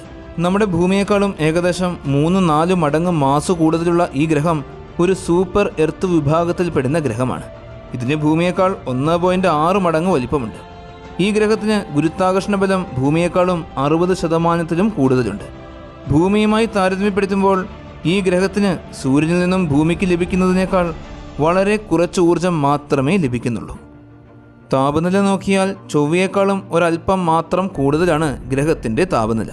അതുകൊണ്ട് തന്നെ ഭൂമിയെപ്പോലൊരു അന്തരീക്ഷവും ഉണ്ടെങ്കിൽ ഈ ഗ്രഹത്തിൽ ജീവൻ നിലനിൽക്കുവാൻ ഏറെ സാധ്യതകളുണ്ട്. ഇന്നുവരെ നമ്മൾ കണ്ടെത്തിയിരിക്കുന്ന വാസയോഗ്യമാകാൻ സാധ്യതയുള്ള ഗ്രഹങ്ങളുടെ പട്ടികയിൽ ഈ ഗ്രഹം 5ാം സ്ഥാനക്കാരനാണ്. ഈ സിസ്റ്റത്തിലെ 3ാമത്തെ ഗ്രഹമായ വൂൾഫ് 1061d നക്ഷത്രത്തിൽ നിന്നും 0.73 ആസ്ട്രോണമിക്കൽ ദൂരം അകലത്തിലാണ് സ്ഥിതി ചെയ്യുന്നത്. ഒരു തവണ നക്ഷത്രത്തെ വലം വെച്ച് തീർക്കുവാൻ ഭൂമിയിലെ 217 ദിവസങ്ങൾ വേണ്ടിവരും. ഇതിന് ഭൂമിയുടെ ഏകദേശം 7.7 മടങ്ങ് മാസ് കൂടുതലാണ്. ഭൂമിയേക്കാൾ 1.7 ഇരട്ടി വലിപ്പവുമുണ്ട്. ഇത് നക്ഷത്രത്തിൻ്റെ ഹാബിറ്റബിൾ സോണിന് പുറത്താണ് സ്ഥിതി ചെയ്യുന്നത്. അതുകൊണ്ട് തന്നെ ഇത് വാസയോഗ്യമല്ല. ഈ സിസ്റ്റം ഭാവി പര്യവേഷണങ്ങൾക്കുള്ള മുൻഗണനാ ലക്ഷ്യസ്ഥാനങ്ങളിൽ ഒന്നാണ്. നമ്മൾ കണ്ട മറ്റെല്ലാ കാര്യങ്ങൾക്കും പുറമെ വൂൾഫ് 1061 സ്ഥിതി ചെയ്യുന്ന സ്ഥാനം കൊണ്ട് തന്നെ അത് ശ്രദ്ധേയമാണ്. ഇത് ലോക്കൽ ഇൻഡർസ്റ്റെല്ലാർ ക്ലൗഡിൻ്റെ അരികിലായിട്ടാണ് സ്ഥിതി ചെയ്യുന്നത്. ചൂട് കൂടിയതും എന്നാൽ വളരെ അപൂർവവുമായ ഹൈഡ്രജൻ നിറഞ്ഞ ബഹിരാകാശ പ്രദേശമാണിത്. ഇതിൻ്റെ താപനില ഏകദേശം 7000 കെൽവിനോളമാണ്. കഴിഞ്ഞ 10000 വർഷക്കാലത്തോളമായി നമ്മുടെ സൗരയൂഥം ഈ ലോക്കൽ ക്ലൗഡിനുള്ളിലൂടെയാണ് സഞ്ചരിക്കുന്നത്. ഇതിൻ്റെ ശരാശരി വ്യാസം ഏകദേശം 30 പ്രകാശ വർഷത്തോളമാണ്. നമ്മുടെ സിസ്റ്റം ഇതിൻ്റെ അരികിലായിട്ടാണ് സ്ഥിതി ചെയ്യുന്നത്. ഇനി ഏകദേശം 2000 വർഷക്കാലത്തോളം നമ്മൾ ഇതിനുള്ളിൽ തന്നെ ചിലവഴിക്കും. അതിനുശേഷം നമ്മൾ കൂടുതൽ നേർത്തതും ചൂട് കൂടിയതുമായ ഒരു മേഖലയിലേക്ക് പ്രവേശിക്കും. വളരെ ചൂടുകൂടിയ കോസ്മിക് വാതകത്തിൻ്റെ 2 ഭീമൻ കുമിളകൾ തമ്മിൽ കൂട്ടിയിടിക്കുന്നതിൻ്റെ ഫലമായിട്ടാണ് ലോക്കൽ ഇൻഡർസ്റ്റെല്ലർ ക്ലൗഡുകൾ രൂപപ്പെടുന്നത്. ഈ മേഘത്തിൽ സൃഷ്ടിക്കപ്പെടുന്ന ഇൻഡർസ്റ്റെല്ലർ വാതകങ്ങൾ ഭൂമിയിലുള്ള ജീവജാലങ്ങൾക്ക് ഒരിക്കലും ഭീഷണിയാവുകയില്ല. സൂര്യനിൽ നിന്നും പുറപ്പെടുന്ന സോളാർ വിൻഡ് ഈ കോസ്മിക് ഹൈഡ്രജനിൽ നിന്നും നമ്മെ സംരക്ഷിച്ചു കൊണ്ടിരിക്കുകയാണ്. ബഹിരാകാശത്തുകൂടെയുള്ള നമ്മുടെ സഞ്ചാരം ഇപ്പോൾ എത്തി നിൽക്കുന്നത് ഭൂമിയിൽ നിന്നും 37 പ്രകാശവർഷങ്ങൾക്ക് അകലെ സ്ഥിതി ചെയ്യുന്ന ഓറഞ്ച് ഡ്വാർഫ് അഥവാ ഓറഞ്ച് കുള്ളൻ വിഭാഗത്തിൽപ്പെടുന്ന ഗ്ലീസെ 370 എന്ന അപൂർവമായൊരു നക്ഷത്രത്തിൻ്റെ സമീപത്താണ്. 2011 ഈ നക്ഷത്രത്തിന് ചുറ്റിലും വലം വെച്ചുകൊണ്ടിരിക്കുന്ന ഗ്ലീസെ 370b എന്ന ഒരു അന്യഗ്രഹത്തെയും നമ്മൾ കണ്ടെത്തി. റേഡിയൽ വെലോസിറ്റി എന്ന രീതി ഉപയോഗിച്ചാണ് ഈ എക്സോ പ്ലാനറ്റിനെ നമ്മൾ കണ്ടെത്തിയത്. ഈ ഗ്രഹം 3-4 ഭൂമികളുടെ മാസും ഭൂമിയുടെ 30% കൂടുതൽ വലിപ്പവുമുള്ള പാറക്കെട്ടുകൾ നിറഞ്ഞ റോക്കി പ്ലാനറ്റാണ്. നക്ഷത്രത്തിൽ നിന്നും ഏകദേശം 0.26 ആസ്ട്രോണമിക്കൽ അകലത്തിലുള്ള ഭ്രമണപഥത്തിലൂടെയാണ് ഈ ഗ്രഹം നക്ഷത്രത്തെ വലം വെച്ചുകൊണ്ടിരിക്കുന്നത്. ഒരു തവണ ഇതുപോലെ വലം വെച്ച് പൂർത്തിയാക്കുവാൻ ഗ്രഹത്തിന് വേണ്ടിവരിക ഏകദേശം 54.4 ഭൗമദിനങ്ങളാണ്. ഈ ഗ്രഹം നക്ഷത്രത്തിൻ്റെ വാസയോഗ്യമായ മേഖലയിലാണ് സ്ഥിതി ചെയ്യുന്നത്. ഇതിൻ്റെ ഉപരിതലത്തിലെ ആൽബിഡോ വാല്യൂ ഭൂമിയുടേതുപോലെ തന്നെയാണെങ്കിൽ ഈ ഗ്രഹത്തിൻ്റെ ഉപരിതലത്തിലെ ശരാശരി താപനില ഏകദേശം 25 ഡിഗ്രി സെൽഷ്യസ് ആയിരിക്കും. ഇത് നമ്മുടെ ഭൂമിയേക്കാൾ കുറച്ച് കൂടുതലാണ്. ഗ്രഹം നക്ഷത്രവുമായി ടൈഡലി ലോക്ക്ഡ് ആകാനുള്ള സാധ്യതകൾ വളരെയേറെ കുറവാണ്. അങ്ങനെയെങ്കിൽ ഗ്രഹത്തിൻ്റെ ഉപരിതലത്തിലെ ചൂട് എല്ലാ വശങ്ങളിലും തുല്യമായ രീതിയിലായിരിക്കും വിന്യസിച്ചിട്ടുണ്ടാവുക. അതിൻ്റെ ഫലമായി മിതമായ കാലാവസ്ഥയും സൃഷ്ടിക്കപ്പെടാം. നല്ലൊരു ഗുരുത്വാകർഷണ ബലമുണ്ടെങ്കിൽ ഗ്രഹത്തിൻ്റെ ഭൂപ്രകൃതി സുഗമമാകും. ജലം ദ്രാവക രൂപത്തിൽ നിലനിൽക്കാനുള്ള സാധ്യതകളും ഏറെയാണ്. ഗ്രഹത്തിൻ്റെ അന്തരീക്ഷം വളരെ സാന്ദ്രത കൂടിയതായിരിക്കും. അതുകൊണ്ട് തന്നെ ഗ്രീൻ ഹൗസ് ഇഫക്റ്റ് ഉണ്ടാകാനുള്ള സാധ്യതകളുമുണ്ട്. അന്യഗ്രഹജീവികളെ തിരയുന്ന ശാസ്ത്രജ്ഞന്മാർക്ക് വളരെയേറെ പ്രതീക്ഷ നൽകുന്ന ഒരു എക്സോ പ്ലാനറ്റാണ് ഗ്ലീസെ 370b എന്ന ഈ അന്യഗ്രഹം. ഇപ്പോൾ നമ്മൾ സൗരയൂഥത്തിൽ നിന്നും 50 പ്രകാശവർഷത്തിലും അകലെ എത്തിക്കഴിഞ്ഞു. ഈ ദൂരത്തിനുള്ളിൽ നമ്മുടെ സൂര്യനെ പോലെയും സൂര്യനേക്കാൾ വലുതും ചെറുതുമായ 1000-ലും അധികം നക്ഷത്രങ്ങളുണ്ട്. അവയിൽ മിക്കതും ഒറ്റ നക്ഷത്രങ്ങളാണ്. മറ്റുള്ളവ ബൈനറി സിസ്റ്റങ്ങളും നക്ഷത്രങ്ങളുടെ വലിയ ഗ്രൂപ്പുകളുമാണ്. ഇവയിൽ ഏറ്റവും ശ്രദ്ധേയമായത് കാസ്റ്റർ എന്ന 6 ഘടകങ്ങൾ ഉള്ള ഒരു ആശ്ചര്യകരമായ സിസ്റ്റമാണ്. ഈ സിസ്റ്റം സ്ഥിതി ചെയ്യുന്നത് ഭൂമിയിൽ നിന്നും 50 പ്രകാശവർഷങ്ങൾക്കകലെ. നഗ്നനേത്രങ്ങൾ കൊണ്ട് ഒരു പ്രകാശ സ്രോതസ്സായി ഇത് നമുക്ക് ദൃശ്യവുമാണ്. കാരണം ജെമിനി നക്ഷത്ര സമൂഹത്തിലെ 2ാമത്തെ ഏറ്റവും തിളക്കമുള്ള വസ്തുവും ജനറൽ കാസ്റ്ററിൽ രാത്രി ആകാശത്തെ 25ാമത്തെ ഏറ്റവും തിളക്കമുള്ള വസ്തുവുമാണ്. ഈ ഘടനയിലെ ഏറ്റവും തിളക്കമുള്ള നക്ഷത്രങ്ങൾ നീല കലർന്ന വെള്ള നക്ഷത്രങ്ങളാണ്. ഓരോന്നിൻ്റെയും സമീപത്ത് ഒരു ചുവന്ന കുള്ളൻ നക്ഷത്രവുമുണ്ട്. ഈ നക്ഷത്രങ്ങൾക്കിടയിലുള്ള മധ്യഭാഗത്തു നിന്നും നക്ഷത്രങ്ങളിലേക്കുള്ള ദൂരം 110 ആസ്ട്രോണമിക്കൽ യൂണിറ്റാണ്. ഒരു തവണ വലം വെച്ച് തീർക്കുവാൻ ഇവർക്ക് ഭൂമിയിലെ 445 വർഷങ്ങളോളം സമയമെടുക്കും. ഏകദേശം സമാനമായ ഒരു ജോഡി ചുവന്ന കുള്ളന്മാർ അടങ്ങുന്ന മറ്റൊരു കോമ്പാക്റ്റ് ബൈനറി സിസ്റ്റവുമുണ്ട്. ഓരോന്നിനും സൂര്യൻ്റെ മാസിൻ്റെ 0.6 മടങ്ങ് മാസുമുണ്ട്. ഏകദേശം 3900 കെൽവിനോളമാണ് ഇവയുടെ ഉപരിതല താപനില. 2 നക്ഷത്രങ്ങളും വളരെ അടുത്തായതുകൊണ്ട് തന്നെ ഒരു ഭ്രമണം പൂർത്തിയാക്കുവാൻ 20 മണിക്കൂറിൽ താഴെ മാത്രമേ സമയമെടുക്കത്തുള്ളൂ. ഈ നക്ഷത്രങ്ങൾ അടങ്ങുന്ന കാസ്റ്റർ സിസ്റ്റത്തിൽ ഒരു എക്സോ പ്ലാനറ്റിനെ കണ്ടെത്തുവാൻ സാധിച്ചിരുന്നില്ല. 2018 നടത്തിയ പഠനങ്ങളിൽ കാസ്റ്ററിൻ്റെ പരിക്രമണ കാലഘട്ടത്തിലെ വ്യതിയാനങ്ങൾ ജ്യോതിശാസ്ത്രജ്ഞന്മാർ കണ്ടെത്തി. വ്യാഴത്തിൻ്റെ ഏകദേശം 49 മടങ്ങ് വലിപ്പമുള്ള ഒരു തവിട്ടുകുള്ളൻ സമീപത്ത് തന്നെയുണ്ട് എന്ന സൂചനകൾ കിട്ടി. കണക്കുകൂട്ടലുകൾ പ്രകാരം മാതൃനക്ഷത്രത്തിൽ നിന്നും 14 ആസ്ട്രോണമിക്കൽ യൂണിറ്റ് അകലത്തിൽ സ്ഥിതി ചെയ്യുന്ന ഈ ഗ്രഹം ഓരോ 54 വർഷങ്ങൾക്കും ഇടയിൽ പരിക്രമണം പൂർത്തിയാക്കും. ഇപ്പോൾ നമ്മൾ കണ്ട ഈ നക്ഷത്രങ്ങളെല്ലാം പരസ്പരം ഒരുപാട് അകലത്തിലാണ് സ്ഥിതി ചെയ്യുന്നത് എങ്കിലും ഇവയെല്ലാം ഏകദേശം 300 പ്രകാശവർഷത്തോളം നീണ്ടുകിടക്കുന്ന ഒരു വലിയ ഘടനയ്ക്കുള്ളിലാണ് സ്ഥിതി ചെയ്യുന്നത്. ഇതിനെ ലോക്കൽ ബബിൾ എന്നാണ് വിളിക്കുക. ആയിരക്കണക്കിന് നക്ഷത്രങ്ങൾ മാത്രമല്ല, ലോക്കൽ ഇൻ്റർസ്റ്റെല്ലർ ക്ലൗഡ് ഉൾപ്പെടെ നിരവധി വലിയ ഘടനകളും ഇതിനുള്ളിലുണ്ട്. 10 മുതൽ 15 ദശലക്ഷം വർഷങ്ങൾക്ക് മുമ്പ് സംഭവിച്ച നിരവധി സൂപ്പർനോവകളുടെ തുടർച്ചയായ വിസ്ഫോടനങ്ങളുടെ ഫലമായിട്ടാണ് ഈ ലോക്കൽ ബബിൾ രൂപപ്പെട്ടത്. ഇതിൻ്റെ ഉയർന്ന താപനില കാരണം 10 ലക്ഷം കെൽവിൻ വരെ ചൂടാക്കപ്പെടുന്ന ഒരു ഭീമൻ ഇൻ്റർസ്റ്റെല്ലർ ഗ്യാസ് ക്ലൗഡുമുണ്ട്. ഇതിലെ ചൂടുള്ള അയണൈസ്ഡ് ഹൈഡ്രജൻ നിരന്തരം എക്സ്റേ വികിരണങ്ങൾ പുറപ്പെടുവിച്ചുകൊണ്ടേയിരിക്കുന്നു. ഭാഗ്യവച്ചാൽ സൂര്യൻ്റെയും ഭൂമിയുടെയും കാന്തിക ക്ഷേത്രങ്ങളും ഭൂമിയുടെ അന്തരീക്ഷവും നമ്മെ ദോഷകരമായ ഈ വികിരണങ്ങളിൽ നിന്നും വിജയകരമായി സംരക്ഷിച്ചു പോന്നുകൊണ്ടേയിരിക്കുകയാണ്. ഈ ലോക്കൽ ബബിളിന് ചുറ്റിലും ഇതിന് സമാനമായ ധാരാളം ഘടനകളുണ്ട്. സൂപ്പർനോവ വിസ്ഫോടനത്തിൻ്റെ ഫലമായി രൂപം കൊണ്ട ഒരു ബബിളാണ് സമീപത്തുള്ള ഭീമൻ കോസ്മിക് ഘടന. വളരെയേറെ കാലമായി നമ്മുടെ ലോക്കൽ ബബിളുമായി അത് ഇടപഴകുന്നു. നമ്മുടെ സൗരയൂഥം ഏതാനും ദശലക്ഷം വർഷങ്ങൾക്കുള്ളിൽ തന്നെ അതിൻ്റെ അരികിലെത്തിച്ചേരും. ഒരുപാട് ചൂടുകൂടിയ വാതകത്തിൻ്റെ മേഘങ്ങളും തുറന്ന ക്ലസ്റ്ററുകളും ഭീമൻ നെബുലകളും സ്റ്റെല്ലാർ പ്രവാഹങ്ങളും ഈ മജിറ്റിക് കോസ്മിക് ഘടനകളുമെല്ലാം ഗാലക്സികൾ എന്ന ഒരൊറ്റ സിസ്റ്റത്തിലേക്കാണ് കൂട്ടിച്ചേർക്കപ്പെടുന്നത്. ഇത് സംയോജിച്ച് ഗാലക്സി ഫിലമെൻറ്റുകൾ രൂപപ്പെടുന്നു. എണ്ണമറ്റ നക്ഷത്രങ്ങളും ഗ്രഹങ്ങളും അതിൻ്റെ ആഴങ്ങളിൽ പതിയിരിക്കുന്ന പ്രപഞ്ചത്തിലെ വലിയ തോതിലുള്ള ഘടനകളുമെല്ലാം അങ്ങനെ രൂപപ്പെടുന്നു. സൂര്യൻ്റെ ഏറ്റവും അടുത്ത് സ്ഥിതി ചെയ്യുന്ന സൂര്യൻ്റെ അയൽക്കാരൻ എന്നറിയപ്പെടുന്നത് 3 നക്ഷത്രങ്ങൾ അടങ്ങുന്ന ഒരു നക്ഷത്ര സമൂഹമാണ്. Alpha Centauri star system. Alpha Centauri A, Alpha Centauri B, Proxima Centauri എന്നീ 3 നക്ഷത്രങ്ങളാണ് ഈ നക്ഷത്ര സമൂഹത്തിലുള്ളത്. ഇവയിൽ വലിപ്പം കൂടിയ 2 നക്ഷത്രങ്ങൾ പരസ്പരം തൊട്ട് സമീപത്താണ് സ്ഥിതി ചെയ്യുന്നത്. നഗ്നനേത്രങ്ങൾ കൊണ്ട് നോക്കുമ്പോൾ ഇവയെ പ്രകാശത്തിൻ്റെ ഒരു സ്രോതസ്സായി മാത്രമേ നമുക്ക് കാണുവാൻ സാധിക്കൂ. ഈ 2 നക്ഷത്രങ്ങളും കോമൺ മാസ് സെൻറ്ററിന് ചുറ്റിലും അല്പം നീളമേറിയ ഭ്രമണപഥത്തിലാണ് സഞ്ചരിക്കുന്നത്. ഇത് പൂർത്തിയാക്കുവാൻ ഏകദേശം ഭൂമിയിലെ 80 വർഷത്തോളം സമയമെടുക്കും. ഈ നക്ഷത്രങ്ങൾ തമ്മിലുള്ള പരമാവധി ദൂരം 35 ആസ്ട്രോണമിക്കൽ യൂണിറ്റും ഏറ്റവും കുറഞ്ഞ ദൂരം 11.2 ആസ്ട്രോണമിക്കൽ യൂണിറ്റുകളുമാണ്. ഈ നക്ഷത്ര സമൂഹവും നമ്മുടെ സൂര്യനും ഇടയിലുള്ള ദൂരം 4.36 പ്രകാശവർഷങ്ങൾ മാത്രമാണ്. ഈ സിസ്റ്റത്തിലെ ഏറ്റവും വലുതും തിളക്കമേറിയതുമായ നക്ഷത്രമാണ് ആൽഫ സെൻറ്റൗറി എ. നമ്മുടെ സൂര്യൻ്റെ മാസിൻ്റെ 1.08 മടങ്ങ് മാസ് കൂടുതലുള്ള മെയിൻ സീക്വൻസ് വിഭാഗത്തിൽപ്പെടുന്ന നക്ഷത്രമാണിത്. ഉപരിതല താപനിലയും സ്പെക്ട്രൽ ക്ലാസും സൂര്യനോട് സമാനമാണെങ്കിലും ഇതിൻ്റെ റേഡിയസ് സൂര്യൻ്റെ 1.22 മടങ്ങ് കൂടുതലാണ്. സൂര്യനേക്കാളും 1.5 ഇരട്ടിയോളം പ്രകാശം പുറപ്പെടുവിക്കുന്നുമുണ്ട്. ഈ നക്ഷത്രത്തിന് ചുറ്റിലും എക്സോ പ്ലാനറ്റുകൾ കണ്ടെത്തിയിരുന്നില്ല. എങ്കിലും 2021 നക്ഷത്രത്തെ ഇൻഫ്രാറെഡിൽ നിരീക്ഷിച്ചപ്പോൾ പ്രാഥമിക കണക്കുകൾ പ്രകാരം സമീപത്ത് തന്നെ ഒരു ഗ്രഹം പോലുള്ള വസ്തുവുണ്ട് എന്ന് ചില തെളിവുകൾ കണ്ടെത്തി. ആ വസ്തുവിന് ഭൂമിയുടെ 9 മുതൽ 35 മടങ്ങ് വരെ മാസും ഭൂമിയുടെ 3.3 മുതൽ 7 മടങ്ങ് വരെ റേഡിയസും ഉണ്ടാകും.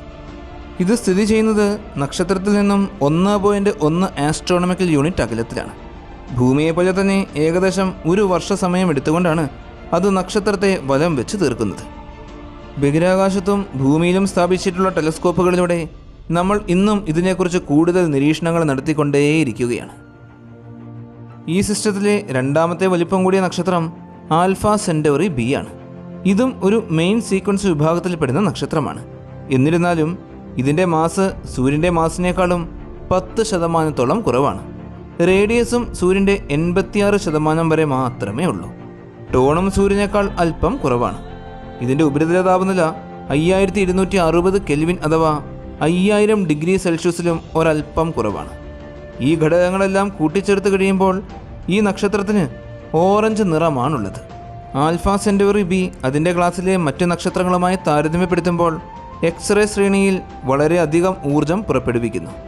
കൂടാതെ ഈ നക്ഷത്രത്തിൻ്റെ ഉപരിതലത്തിൽ വളരെയേറെ തിളക്കത്തോടുകൂടിയ ഫ്ലെയറുകൾ പുറത്തു വരുന്നതായി കാണുവാൻ സാധിക്കും. ഈ നക്ഷത്രത്തിന് ചുറ്റിലും നാളിതുവരെ നമുക്കൊരു ഗ്രഹത്തെയും കണ്ടെത്തുവാൻ സാധിച്ചിട്ടേയില്ല. ഈ സിസ്റ്റത്തിലെ മൂന്നാമത്തെ നക്ഷത്രം നമ്മൾ ഇതുവരെ കണ്ട 2 നക്ഷത്രങ്ങളെക്കാളും വളരെയേറെ വ്യത്യസ്തമാണ്. ഇത് സൂര്യൻ്റെ 12% മാത്രം മാസുള്ള ഒരു ചുവന്ന കുള്ളൻ നക്ഷത്രമാണ്. ഇതിന് സൂര്യൻ്റെ 9 മടങ്ങ് വലിപ്പം കുറവാണ്. ഇതിൻ്റെ ഉപരിതല താപനില സാധാരണ റെഡ് ഡ്വാർഫുകളെ പോലെ തന്നെ 3000 കെൽവിനാണ്. ഈ സ്റ്റാർ സിസ്റ്റത്തിലെ ഈ ചെറിയ നക്ഷത്രമാണ് നമ്മുടെ സൂര്യൻ്റെ ഏറ്റവും അടുത്ത് സ്ഥിതി ചെയ്യുന്നത്, പ്രോക്സിമ സെന്റൗറി. ഇത് സൂര്യനിൽ നിന്നും ഏകദേശം 4.25 പ്രകാശവർഷങ്ങൾ മാത്രം അകലത്തിലാണ് സ്ഥിതി ചെയ്യുന്നത്. ഈ നക്ഷത്രം നമ്മുടെ സമീപത്തേക്ക് സഞ്ചരിച്ചുകൊണ്ടിരിക്കുകയാണ്. അടുത്ത 26,700 വർഷങ്ങൾക്കിടയിൽ വെറും 3 പ്രകാശവർഷങ്ങൾ മാത്രം അകലത്തിലെത്തും. എങ്കിലും ഇതിൻ്റെ വളരെ കുറഞ്ഞ പ്രകാശം കാരണം ഭൂമിയിൽ നിന്നുകൊണ്ട് നമുക്കിതിനെ കാണുവാൻ സാധിക്കുകയേയില്ല. പ്രോക്സിമ സെന്റൗറി നക്ഷത്ര വ്യവസ്ഥയിലെ മറ്റ് 2 നക്ഷത്രങ്ങളിൽ നിന്നും വളരെയേറെ അകലെയാണ് സ്ഥിതി ചെയ്യുന്നത്. ഏകദേശം 13,000 ആസ്ട്രോണമിക്കൽ യൂണിറ്റുകൾ അഥവാ 0.21 പ്രകാശവർഷത്തോളം അകലെ. പ്രോക്സിമ സെന്റൗറിക്ക് സിസ്റ്റത്തിൻ്റെ പൊതുപിണ്ഡത്തിൽ നിന്നും ചുറ്റിലും പരിക്രമണം ചെയ്തു തീർക്കുവാൻ 5,47,000 വർഷങ്ങളോളം വേണ്ടിവരും. ഈ നക്ഷത്രം സിസ്റ്റത്തിലുള്ള മറ്റ് 2 നക്ഷത്രങ്ങളിൽ നിന്നും തികച്ചും വ്യത്യസ്തമാണ്. നാളിതുവരെ സ്ഥിരീകരിച്ച 2 എക്സോ പ്ലാനറ്റുകൾ പ്രോക്സിമ സെന്റൗറിക്ക് ചുറ്റിലുമുണ്ട്. കൂടാതെ മറ്റൊരു എക്സോ പ്ലാനറ്റും ചിഹ്നഗ്രഹ വലയങ്ങളുമുണ്ടെന്നാണ് ശാസ്ത്രജ്ഞന്മാർ അനുമാനിക്കുന്നത്. ആദ്യത്തെ ഗ്രഹം പ്രോക്സിമ സെന്റൗറി ബി. നക്ഷത്രത്തിൽ നിന്നും 0.5 ആസ്ട്രോണമിക്കൽ യൂണിറ്റ് അകലത്തിലാണ് ഈ ഗ്രഹം സ്ഥിതി ചെയ്യുന്നത്. ഒരു തവണ നക്ഷത്രത്തെ വലം വെച്ച് തീർക്കുവാൻ 11 ഭൗമ ദിനങ്ങൾ വേണ്ടിവരും. ഇതിന് ഭൂമിയുടെ 10 മുതൽ 20% കൂടുതൽ മാസും ഭൂമിയേക്കാൾ 1.3 ഇരട്ടി വലിപ്പവുമുണ്ട്. ഈ ഗ്രഹം സ്ഥിതി ചെയ്യുന്നത് നക്ഷത്രത്തിൻ്റെ വാസയോഗ്യമായ മേഖലയിലാണ്. പ്രോക്സിമ ബി ഭൂമിയെപ്പോലെ തന്നെ പാറകൾ നിറഞ്ഞ ഒരു റോക്കി പ്ലാനറ്റാണ്. ഈ ഗ്രഹത്തിൽ ദ്രാവക രൂപത്തിൽ ജലം നിലനിൽക്കുവാനുള്ള സാധ്യതകളും ഏറെയാണ്. സൂര്യനിൽ നിന്നും ഭൂമിക്ക് ലഭിക്കുന്ന ഊർജത്തിൻ്റെ 65% ഊർജമാണ് നക്ഷത്രത്തിൽ നിന്നും ഗ്രഹത്തിലേക്ക് നിരന്തരം ലഭിച്ചുകൊണ്ടിരിക്കുന്നത്. ഈ ഗ്രഹത്തിന് ശക്തമായൊരു മാഗ്നറ്റിക് ഫീൽഡ് ഇല്ല. അതുകൊണ്ട് തന്നെ നക്ഷത്രത്തിൽ നിന്നും വരുന്ന തീവ്രമായ ചൂടേറ്റ് ഗ്രഹത്തിൻ്റെ അന്തരീക്ഷം ഇതിനോടകം നഷ്ടപ്പെട്ടു പോയിട്ടുണ്ടാകാം. ഇതുകൂടാതെ പ്രോക്സിമ ഡി എന്ന സ്ഥിരീകരിച്ച മറ്റൊരു ഗ്രഹവും ഈ നക്ഷത്രത്തെ വലംബിക്കുന്നുണ്ട്. ഈ 2 ഗ്രഹങ്ങളും കൂടാതെ ഭൂമിയുടെ 7 മടങ്ങിലും കൂടുതൽ വലിപ്പമുള്ള മറ്റൊരു വലിയ ഗ്രഹമുണ്ട് എന്നും പറയുന്നു. കൂടാതെ ധാരാളം പൊടിപടലങ്ങളും ആസ്ട്രോയിഡുകളും നിറഞ്ഞ 2 വലിയ ചിഹ്നഗ്രഹ വലയങ്ങളും നക്ഷത്രത്തിന് ചുറ്റിലുമുണ്ട്. ഭൂമിയിൽ നിന്നും ഏകദേശം 42 പ്രകാശവർഷങ്ങൾക്കകലെ വളരെ വലിപ്പം കുറഞ്ഞൊരു നക്ഷത്രം സ്ഥിതി ചെയ്യുന്നുണ്ട്. ഗ്ലീസെ 1214 എന്ന റെഡ് ഡ്വാർഫ് നക്ഷത്രം. ഈ ചുവന്ന കുള്ളൻ നക്ഷത്രം സൂര്യനേക്കാൾ 5 ഇരട്ടിയോളം ചെറുതാണ്. ഇതിൻ്റെ മാസ് സൂര്യൻ്റെ 15.7% മാത്രമേ ഉള്ളൂ. മാത്രമല്ല ഈ നക്ഷത്രം നമ്മുടെ സൂര്യനേക്കാളും 300 മടങ്ങോളം മങ്ങിയതാണ്. സാധാരണ റെഡ് ഡ്വാർഫ് നക്ഷത്രങ്ങളെ പോലെ തന്നെയാണ് ഇതിൻ്റെ ഉപരിതല താപനിലയും. 3000 കെൽവിൻ, അതായത് 2700 ഡിഗ്രി സെൽഷ്യസ്.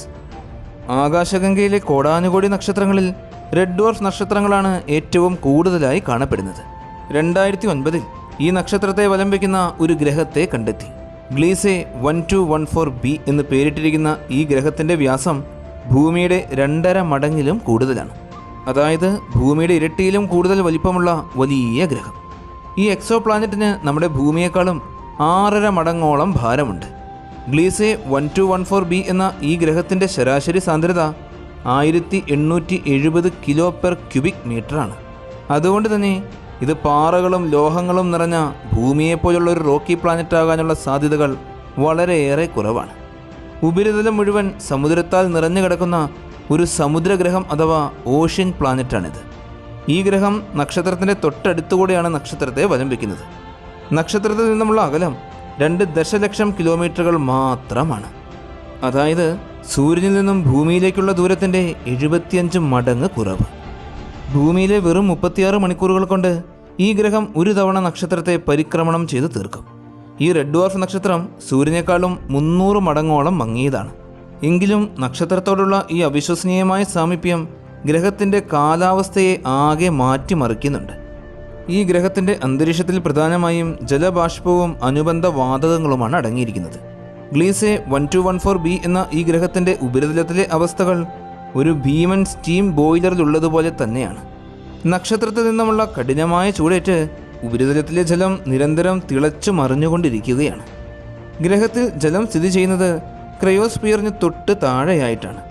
ഈ ഗ്രഹത്തിൻ്റെ കോർഭാഗം പാറകളാലും ലോഹങ്ങളാലും നിർമ്മിതമാണെന്നാണ് കരുതപ്പെടുന്നത്. നിർഭാഗ്യവശാൽ ഈ സമുദ്രലോകത്ത് ജീവൻ പരിണമിക്കാനുള്ള സാധ്യതകൾ വളരെയേറെ കുറവാണ്. ഭൂമിയിൽ നിന്നും ഏകദേശം 650 പ്രകാശവർഷങ്ങൾക്കകലെ IRC+10216 എന്ന ഒരു മജസ്റ്റിക് നക്ഷത്രം സ്ഥിതി ചെയ്യുന്നുണ്ട്. CW ലിയോണിസ് എന്നാണ് ഇത് അറിയപ്പെടുന്നത്. ഇതിൻ്റെ വലിപ്പം നമുക്ക് സങ്കല്പിക്കാൻ സാധിക്കുന്നതിനേക്കാളും ഒരുപാട് കൂടുതലാണ്. ഇതിൻ്റെ വലിപ്പം സൂര്യൻ്റെ 560 മടങ്ങിലും കൂടുതലാണ്. അതായത് നമ്മുടെ ഭൂമിയിൽ നിന്നും സൂര്യൻ വരെയുള്ള ഏകദേശം 15 കോടി കിലോമീറ്ററിൻ്റെ 2.5 ഇരട്ടിയോളം വലിപ്പം. CW ലിയോണിസിനെ നമ്മുടെ സൗരയൂഥത്തിൻ്റെ മധ്യഭാഗത്ത് സ്ഥാപിച്ചു കഴിഞ്ഞാൽ ചൊവ്വാഗ്രഹം അടക്കമുള്ള എല്ലാ ഗ്രഹങ്ങളെയും വിഴുങ്ങി ചിഹ്നഗ്രഹ വലയത്തിൻ്റെ അതിർത്തിയെ വരെ തകർക്കും. എന്നാൽ ഈ ഭീകര വലിപ്പമുള്ള നക്ഷത്രത്തിന് ഇതിൻ്റെ വലിപ്പത്തിനനുസരിച്ചുള്ള ഒരു മാസില്ല. ഏകദേശം 1.5 മുതൽ 4 വരെ സോളാർ മാസാണ് ഈ നക്ഷത്രത്തിനുള്ളൂ. ഇതുപോലെ തന്നെ ഇതിൻ്റെ ഉപരിതല താപനിലയും വളരെയേറെ കുറവാണ്. 2300 കെൽവിൻ, അതായത് 2000 ഡിഗ്രി സെൽഷ്യസുകൾ മാത്രം.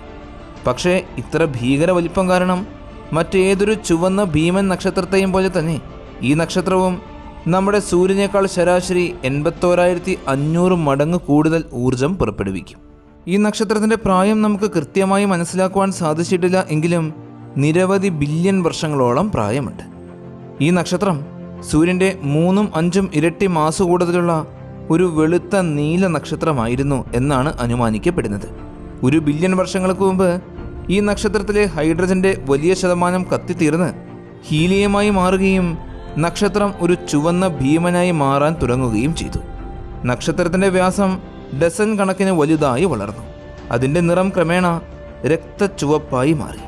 ഒരു ചുവന്ന ഭീമൻ നക്ഷത്രമായി മാറിയ CW ലിയോണീസ് അതിൻ്റെ ശരത്കാല വർഷത്തിലാണ് ഇന്നുള്ളത്. അടുത്ത 10,000 മുതൽ 30,000 വർഷങ്ങൾക്കുള്ളിൽ നക്ഷത്രത്തിലെ ഊർജം പരിപൂർണമായും തീരുകയും അതിനുശേഷം അതിശക്തമായ ഒരു വിസ്ഫോടനം സംഭവിച്ച് പുറംപാളികളെല്ലാം ബഹിരാകാശത്തിലേക്ക് ലയിച്ചു ചേരുകയും ചെയ്യും. അതിനുശേഷം അവിശ്വസനീയമായ വിധം ചൂടുള്ളതും ഇടതൂർന്നതുമായ ഒരു ബഹിരാകാശ വസ്തുവായി മാറും, വൈറ്റ് ഡ്വാർഫ് അഥവാ വെള്ളക്കുള്ളൻ. അപ്പോൾ സൂര്യൻ്റെ ഏകദേശം 80% അതിൻ്റെ മാസ്.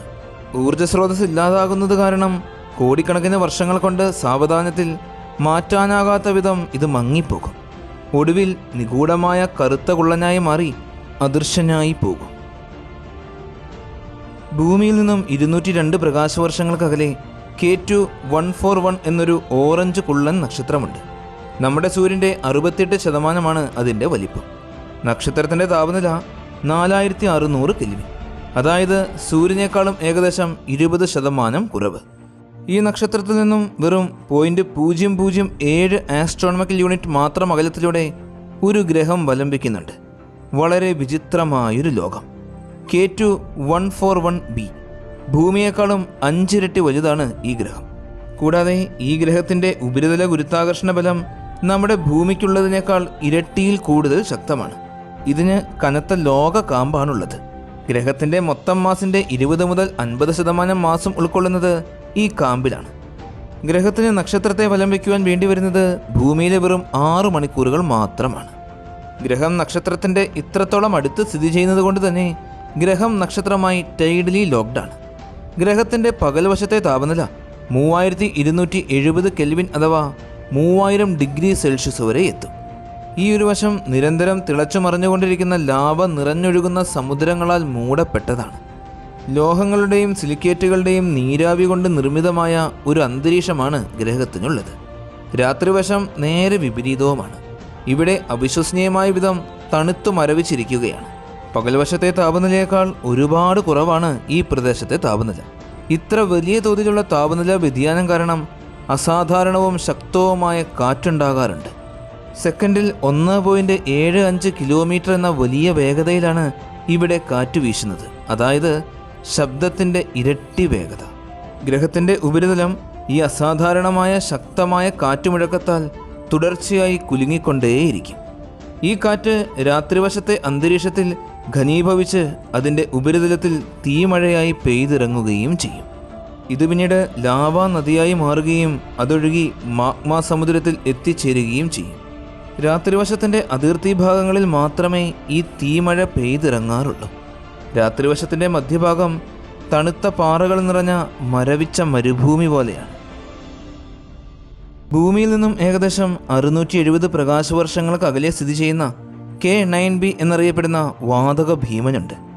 അതിൻ്റെ ഉപരിതലം 4600 കെൽവിൻ ചൂടുള്ളതാണ്, അതായത് ഒരു നക്ഷത്രത്തെ പോലെ ചുട്ടുപഴുത്ത ഗ്രഹം. ഈ ഗ്രഹത്തിൻ്റെ മാതൃനക്ഷത്രം വെള്ളയും നീലയും കലർന്ന വലിയ നക്ഷത്രമാണ്. സൂര്യൻ്റെ 2.6 മടങ്ങ് മാസ് കൂടുതലുള്ള നക്ഷത്രമാണിത്. ഈ നക്ഷത്രത്തിൻ്റെ ഉപരിതല താപനില 99,900 ഡിഗ്രി സെൽഷ്യസോളമാണ്. ഗ്രഹം നക്ഷത്രത്തിൽ നിന്നും 0.035 ആസ്ട്രോണമിക്കൽ യൂണിറ്റ് അകലത്തിലാണ് സ്ഥിതി ചെയ്യുന്നത്. ഈ നക്ഷത്രത്തിന് ചുറ്റിലും ഏകദേശം 1.5 ദിവസം കൊണ്ട് ഒരു പരിക്രമണം പൂർത്തിയാക്കും. K9b എന്ന ഗ്രഹം വ്യാഴവുമായി താരതമ്യപ്പെടുത്തുമ്പോൾ ഒരു ചൂടുള്ള വാതക ഭീമനാണ്. ഇതിൻ്റെ മാസ് വ്യാഴത്തിൻ്റെ 2.8 മടങ്ങിലും കൂടുതലാണ്. ഇതിൻ്റെ റേഡിയസ് നമ്മുടെ സോളാർ സിസ്റ്റത്തിലെ ഏറ്റവും വലിയ ഗ്രഹത്തിൻ്റെ ഇരട്ടിയിലും കൂടുതലാണ്. ഇനി നമ്മൾ കാണാൻ പോകുന്നത് പ്രപഞ്ചത്തിൻ്റെ ആഴങ്ങളിൽ പതിയിരിക്കുന്ന ഏറ്റവും വലിയ അപകടകാരികളായ ബ്ലാക്ക് ഹോളുകളെയാണ്. സമീപത്തുകൂടെ കടന്നുപോകുന്ന പ്രകാശത്തെ പോലും ആഗിരണം ചെയ്യുന്ന ഈ ആകാശ വസ്തുക്കളെ കണ്ടെത്തുക എന്നത് ഒരുപാട് വെല്ലുവിളി നിറഞ്ഞ കാര്യമാണ്. നമ്മുടെ ഗാലക്സിയായ മിൽക്കി വേക്കുള്ളിൽ മാത്രം ഏകദേശം 10,000 കോടിയോളം ബ്ലാക്ക് ഹോളുകളുണ്ട്. ഭൂമിയിൽ നിന്നും 3300 പ്രകാശവർഷങ്ങൾക്ക് അകലെ സ്ഥിതി ചെയ്യുന്ന V616 എന്ന് വിളിക്കപ്പെടുന്ന ഒരു ബ്ലാക്ക് ഹോൾ ഉണ്ട്. ഭൂമിക്ക് ഏറ്റവും അടുത്ത് സ്ഥിതി ചെയ്യുന്ന തമോഗർത്തങ്ങളിൽ ഒന്നാണിത്. കൂടാതെ മോണോസെറസ് എന്ന നക്ഷത്ര സമൂഹത്തിലെ ഒരു ബൈനറി നക്ഷത്രത്തിൻ്റെ ഭാഗവുമാണ്. സിസ്റ്റത്തിലെ മറ്റൊരു വസ്തു സൂര്യൻ്റെ പകുതി മാസുള്ള ഒരു ഓറഞ്ച് ഡ്വാർഫ് നക്ഷത്രമാണ്. ഓരോ 7.75 മണിക്കൂറുകളിലും ഒരു അജ്ഞാത വസ്തുവിനെ ഇത് പൂർണ്ണമായും ഭ്രമണം ചെയ്ത് തീർക്കാറുണ്ട്. ഈ അദൃശ്യ വസ്തുവിന് സൂര്യൻ്റെ 6.6 മടങ്ങ് വലിപ്പമാണുള്ളത്. ഇതേ സമയം തന്നെ ഇതിൻ്റെ സമീപത്ത് സ്ഥിതി ചെയ്യുന്ന ഒരു ഭീമൻ അയൽക്കാരന് രൂപമാറ്റം സംഭവിച്ചുകൊണ്ടേയിരിക്കുന്നു. കുള്ളൻ നക്ഷത്രത്തിൻ്റെ പുറംപാളിയിൽ നിന്നും വസ്തുക്കളെല്ലാം ചുട്ടുപൊള്ളുന്ന വാതകത്തിൻ്റെ സർപ്പിള പ്രവാഹങ്ങളായി ക്രമേണ തമോഗർത്തത്തിനുള്ളിലേക്ക് പോകുന്നു. വളരെയേറെ ശോഭയുള്ള ഒരു വലിയ അക്രീഷൻ ഡിസ്കായി അത് രൂപപ്പെടുകയും ചെയ്യുന്നു. V616 എന്ന ഈ ബ്ലാക്ക് ഹോളിനെ കണ്ടെത്തിയ പ്രദേശത്തിന് ചുറ്റിലുമായി നിരവധി ഡസൻ കണക്കിന് നക്ഷത്രങ്ങളും അവയ്ക്ക് ചുറ്റിലും ധാരാളം ഗ്രഹവ്യവസ്ഥകളുമുണ്ട്. ഭാവിയിൽ ഇവയിൽ പലതും ബ്ലാക്ക് ഹോളിൻ്റെ സമീപത്തെത്തുകയും അവ പതിയെ ബ്ലാക്ക് ഹോളിലേക്ക് വീഴുകയും ചെയ്യും. നക്ഷത്രങ്ങൾക്ക് ചുറ്റിലും ഗ്രഹങ്ങൾ വലം വയ്ക്കുന്നത് പോലെ തന്നെ തമോഗർത്തങ്ങൾക്ക് ചുറ്റിലും വലം വയ്ക്കുന്ന ഗ്രഹങ്ങളുമുണ്ട്. കാരണം ചുറ്റിലുമുള്ള സകല വസ്തുക്കളെയും ബ്ലാക്ക് ഹോളുകൾക്ക് വലിച്ചടിപ്പിക്കുവാൻ സാധിക്കില്ല. അവ ഒരേ മാസമുള്ള മറ്റൊരു നക്ഷത്രത്തെ പോലെ തന്നെയാണ് പെരുമാറുന്നത്. പ്രപഞ്ചത്തിൽ പ്രധാനമായും 3 തരം ബ്ലാക്ക് ഹോളുകളാണുള്ളത്. അവ മാസിൻ്റെ കാര്യത്തിൽ പരസ്പരം വ്യത്യസ്തരുമാണ്. ഒട്ടുമിക്ക സർപ്പിള ഗാലക്സികളുടെയും, അതായത് സ്പൈറൽ ഗാലക്സികളുടെയും മധ്യഭാഗത്ത് കാണപ്പെടുന്നവയാണ് കോടാനുകോടി സൗരപിണ്ഡങ്ങൾ അടങ്ങുന്ന അതിഭീമൻ സൂപ്പർ മാസീവ് ബ്ലാക്ക് ഹോളുകൾ. ഗാലക്സികളുടെ മധ്യഭാഗത്തുള്ള മാറ്ററിൻ്റെ സാന്ദ്രത സാധാരണ ഉയർന്നതാണ്. അവിടെ വലിപ്പം കൂടിയതും തിളക്കമേറിയതുമായ ധാരാളം നക്ഷത്രങ്ങൾ തൊട്ടടുത്തായി രൂപപ്പെട്ടുകൊണ്ടേയിരിക്കുന്നു. ഇവ വേഗതയിൽ കത്തിത്തീർന്ന് ബ്ലാക്ക് ഹോളുകളായി മാറുകയും ചെയ്യും. അവ പരസ്പരം ലയിച്ച് അതിഭീമൻ ബ്ലാക്ക് ഹോളുകളായി മാറും. ഇവ ഒരുപാട് വലിപ്പമുള്ള അക്രീഷൻ ഡിസ്കുകളാൽ ചുറ്റപ്പെട്ടുമിരിക്കുന്നു. കോടിക്കണക്കിന് പ്രകാശവർഷങ്ങൾക്ക് അകലെ നിന്നുപോലും ഇവയെ കാണുവാൻ സാധിക്കുന്ന അത്രത്തോളം പ്രകാശമുണ്ടായിരിക്കും. സജിറ്റേരിയസ് എ സ്റ്റാർ എന്ന അതിഭീകര സൂപ്പർ മാസീവ് ബ്ലാക്ക് ഹോളാണ് നമ്മുടെ ഗാലക്സിയുടെ മധ്യഭാഗത്ത് സ്ഥിതി ചെയ്യുന്നത്. നമ്മുടെ ഗാലക്സിയിൽ ഇരുണ്ടതും കണ്ടെത്താൻ സാധിക്കാത്തതുമായ ധാരാളം വസ്തുക്കളുണ്ട്. അവയിൽ അലഞ്ഞു തിരിഞ്ഞു നടക്കുന്ന തമോഗർത്തങ്ങളുമുണ്ട്. നക്ഷത്രാന്തര ബഹിരാകാശത്ത് ചുറ്റി സഞ്ചരിച്ച് ഇവർ കാണുന്ന ഓരോ പ്രകാശത്തെയും ആഗീരണം ചെയ്യുകയാണ്. നമ്മുടെ ക്ഷീരപഥം ഒരു സ്പൈറൽ അഥവാ സർപ്പിള വിഭാഗത്തിൽപ്പെടുന്ന ഗാലക്സിയാണ്. ഇതിന് ഇന്നത്തെ ഈ രൂപം സ്വീകരിക്കുവാൻ വളരെയേറെ സമയം വേണ്ടി വന്നു. ഒരുപാട് പഴക്കം ചെന്ന ഗാലക്സിയാണ് ആകാശഗംഗ. ഇതിൻ്റെ മധ്യഭാഗത്തുള്ള ക്ലസ്റ്ററുകളിലെ നക്ഷത്രങ്ങൾ ഏകദേശം 13 ബില്യൺ വർഷങ്ങൾക്ക് മുമ്പേ രൂപം കൊണ്ടവയാണ്. അതുപോലെ തന്നെ ക്ഷീരപഥത്തിൽ നക്ഷത്രങ്ങൾ സജീവമായി ജനിച്ചുകൊണ്ടിരിക്കുന്ന ധാരാളം പ്രദേശങ്ങളുണ്ട്. അതായത് യുവനക്ഷത്രങ്ങളുടെ ഒരു പുതിയ ശേഖരം എപ്പോഴും ഉണ്ടാകും. നമ്മുടെ ഗാലക്സിയിൽ കുറഞ്ഞത് 40,000 കോടി വ്യത്യസ്തങ്ങളായ നക്ഷത്രങ്ങളുണ്ട്. അവയിൽ 25 മുതൽ 100 ബില്യൺ വരെ തവിട്ടുകുള്ളന്മാരാണ്. കൂടാതെ ചെറുതും വലുതുമായ 1 ട്രില്യനോളം ഗ്രഹങ്ങളും എണ്ണമറ്റ ചിഹ്നഗ്രഹങ്ങളും കോസ്മിക് പൊടിപടലങ്ങളും ഇൻട്രസ്റ്റെല്ലർ വാതക മേഘങ്ങളും എല്ലാമുണ്ട്. ക്ഷീരപഥത്തിൻ്റെ മൊത്തത്തിലുള്ള മാസിൻ്റെ 90% മാസും നമുക്ക് ഇന്നും മനസ്സിലാക്കാൻ സാധിക്കാത്ത മാറ്ററാണ്. ആ മാറ്ററിനെ നമ്മൾ ഡാർക്ക് മാറ്റർ എന്നാണ് വിളിക്കുന്നത്. അതായത് ഗാലക്സി പിണ്ഡത്തിൻ്റെ ഭൂരിഭാഗവും അദൃശ്യമായി തന്നെ തുടരുകയാണ്. നമ്മുടെ ഗാലക്സിയുടെ ആകെ മാസ് ഏകദേശം 1.5 ട്രില്യൺ സോളാർ മാസാണ്. ഗാലക്സിയുടെ ഒരു പ്രദേശം വാതകത്തിൻ്റെയും പൊടിപടലങ്ങളുടെയും പടുകൂറ്റൻ മേഘങ്ങളാൽ മൂടപ്പെട്ടിരിക്കുകയാണ്. എന്നാൽ മിക്ക സ്പൈറൽ ഗാലക്സികളെയും പോലെ തന്നെ ബാർട്സ് വിൻഡോ എന്നറിയപ്പെടുന്ന പൊടിപടലങ്ങൾ കുറവുള്ള സ്ഥലത്തുകൂടെ നമുക്കിതിനെ നിരീക്ഷിക്കുവാൻ കഴിയും. ക്ഷീരപഥത്തിൻ്റെ മധ്യഭാഗത്ത് സജിറ്റേരിയസ് എ സ്റ്റാർ എന്ന സൂപ്പർ മാസീവ് ബ്ലാക്ക് ഹോളാണുള്ളത് എന്ന് നമ്മൾ ആദ്യം കണ്ടു കഴിഞ്ഞു. ഇതിന് ഏകദേശം 3 പ്രകാശവർഷത്തോളം റേഡിയസുള്ള വൃത്താകൃതിയായ ഒരു അക്രീഷൻ ഡിസ്കാണുള്ളത്. അതിൻ്റെ മാസ് 4.3 ദശലക്ഷം സൗരപിണ്ഡമാണ്. ഗാലക്സിയുടെ മധ്യഭാഗത്ത് സ്ഥിതി ചെയ്യുന്ന ഈ സൂപ്പർ മാസീവ് ബ്ലാക്ക് ഹോളിനെ കുറിച്ച് നമുക്ക് അത്ര അറിവില്ലായിരുന്നു.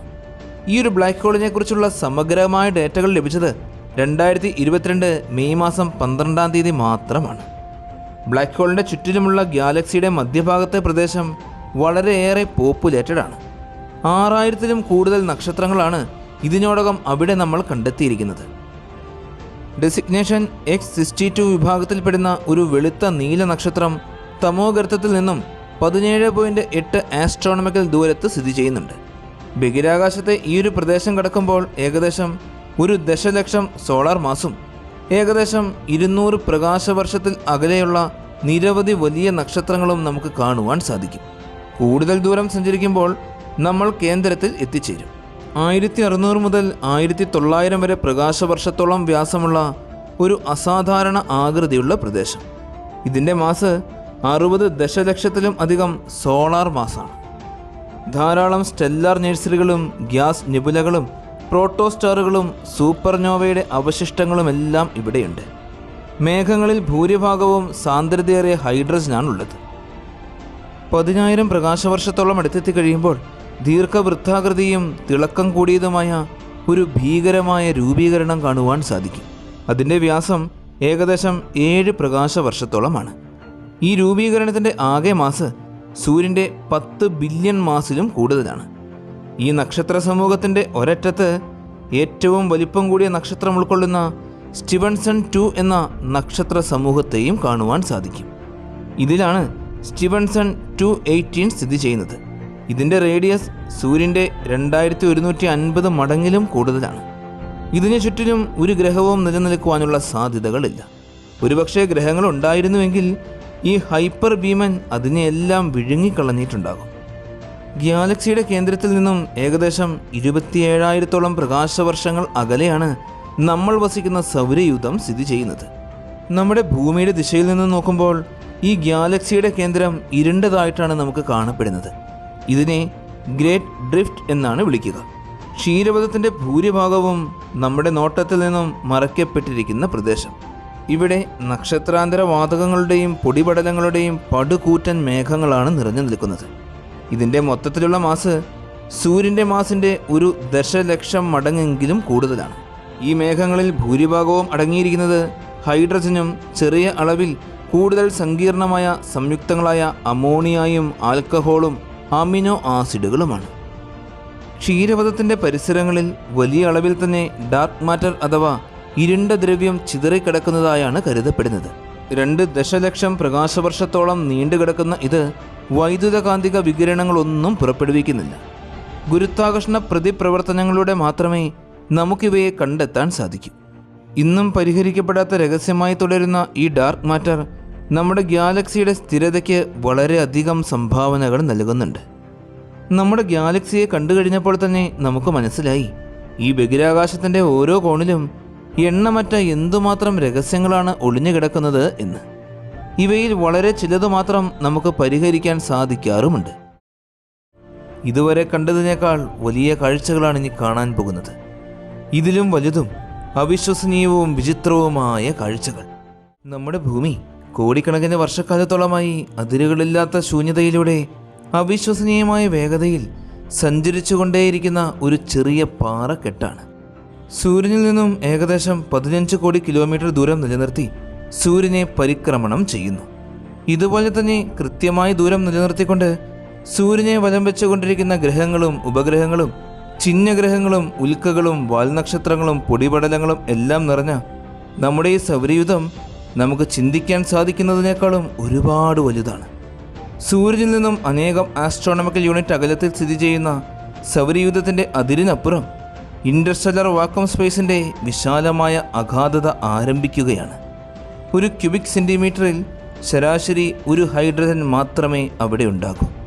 നമ്മുടെ ഗാലക്സിയിലെ ഏറ്റവും അടുത്ത് സ്ഥിതി ചെയ്യുന്ന നക്ഷത്രങ്ങൾ തമ്മിലുള്ള ദൂരം ഏതാനും പ്രകാശവർഷങ്ങൾ മാത്രമാണ്. ഇതിലൂടെ സൂര്യനിൽ നിന്നും പുറപ്പെടുന്ന ഒരു ഫോട്ടോൺ ദ്രവ്യത്തിൻ്റെ ഒരു കണികയുമായി ഒരിക്കലും കൂടിച്ചേരാതെ പ്രോക്സിമ സെൻറ്റവറിയിലെത്തും.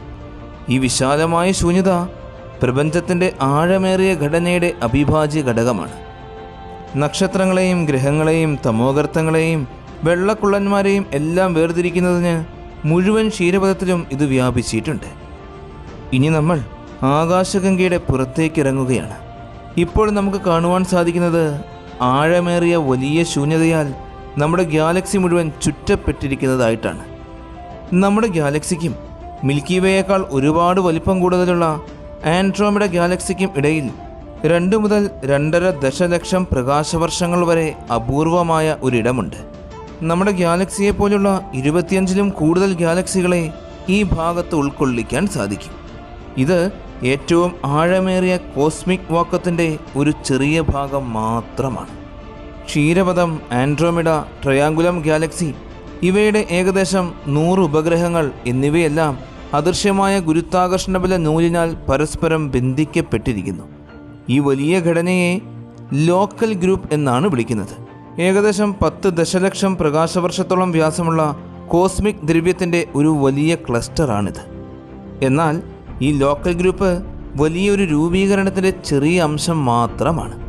ലോക്കൽ ഷീറ്റ് എന്നറിയപ്പെടുന്ന 100-ലധികം ഗാലക്സികൾ അടങ്ങിയ ഈ ഘടനയ്ക്ക് ഏകദേശം 46 ദശലക്ഷം പ്രകാശവർഷത്തോളം വ്യാസമുണ്ട്.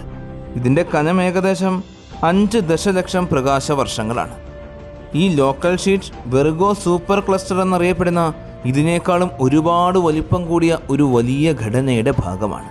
ഈ ലോക്കൽ ഷീറ്റിൻ്റെ രൂപം ഇടയ്ക്കിടയ്ക്ക് മാറുന്നുണ്ട്.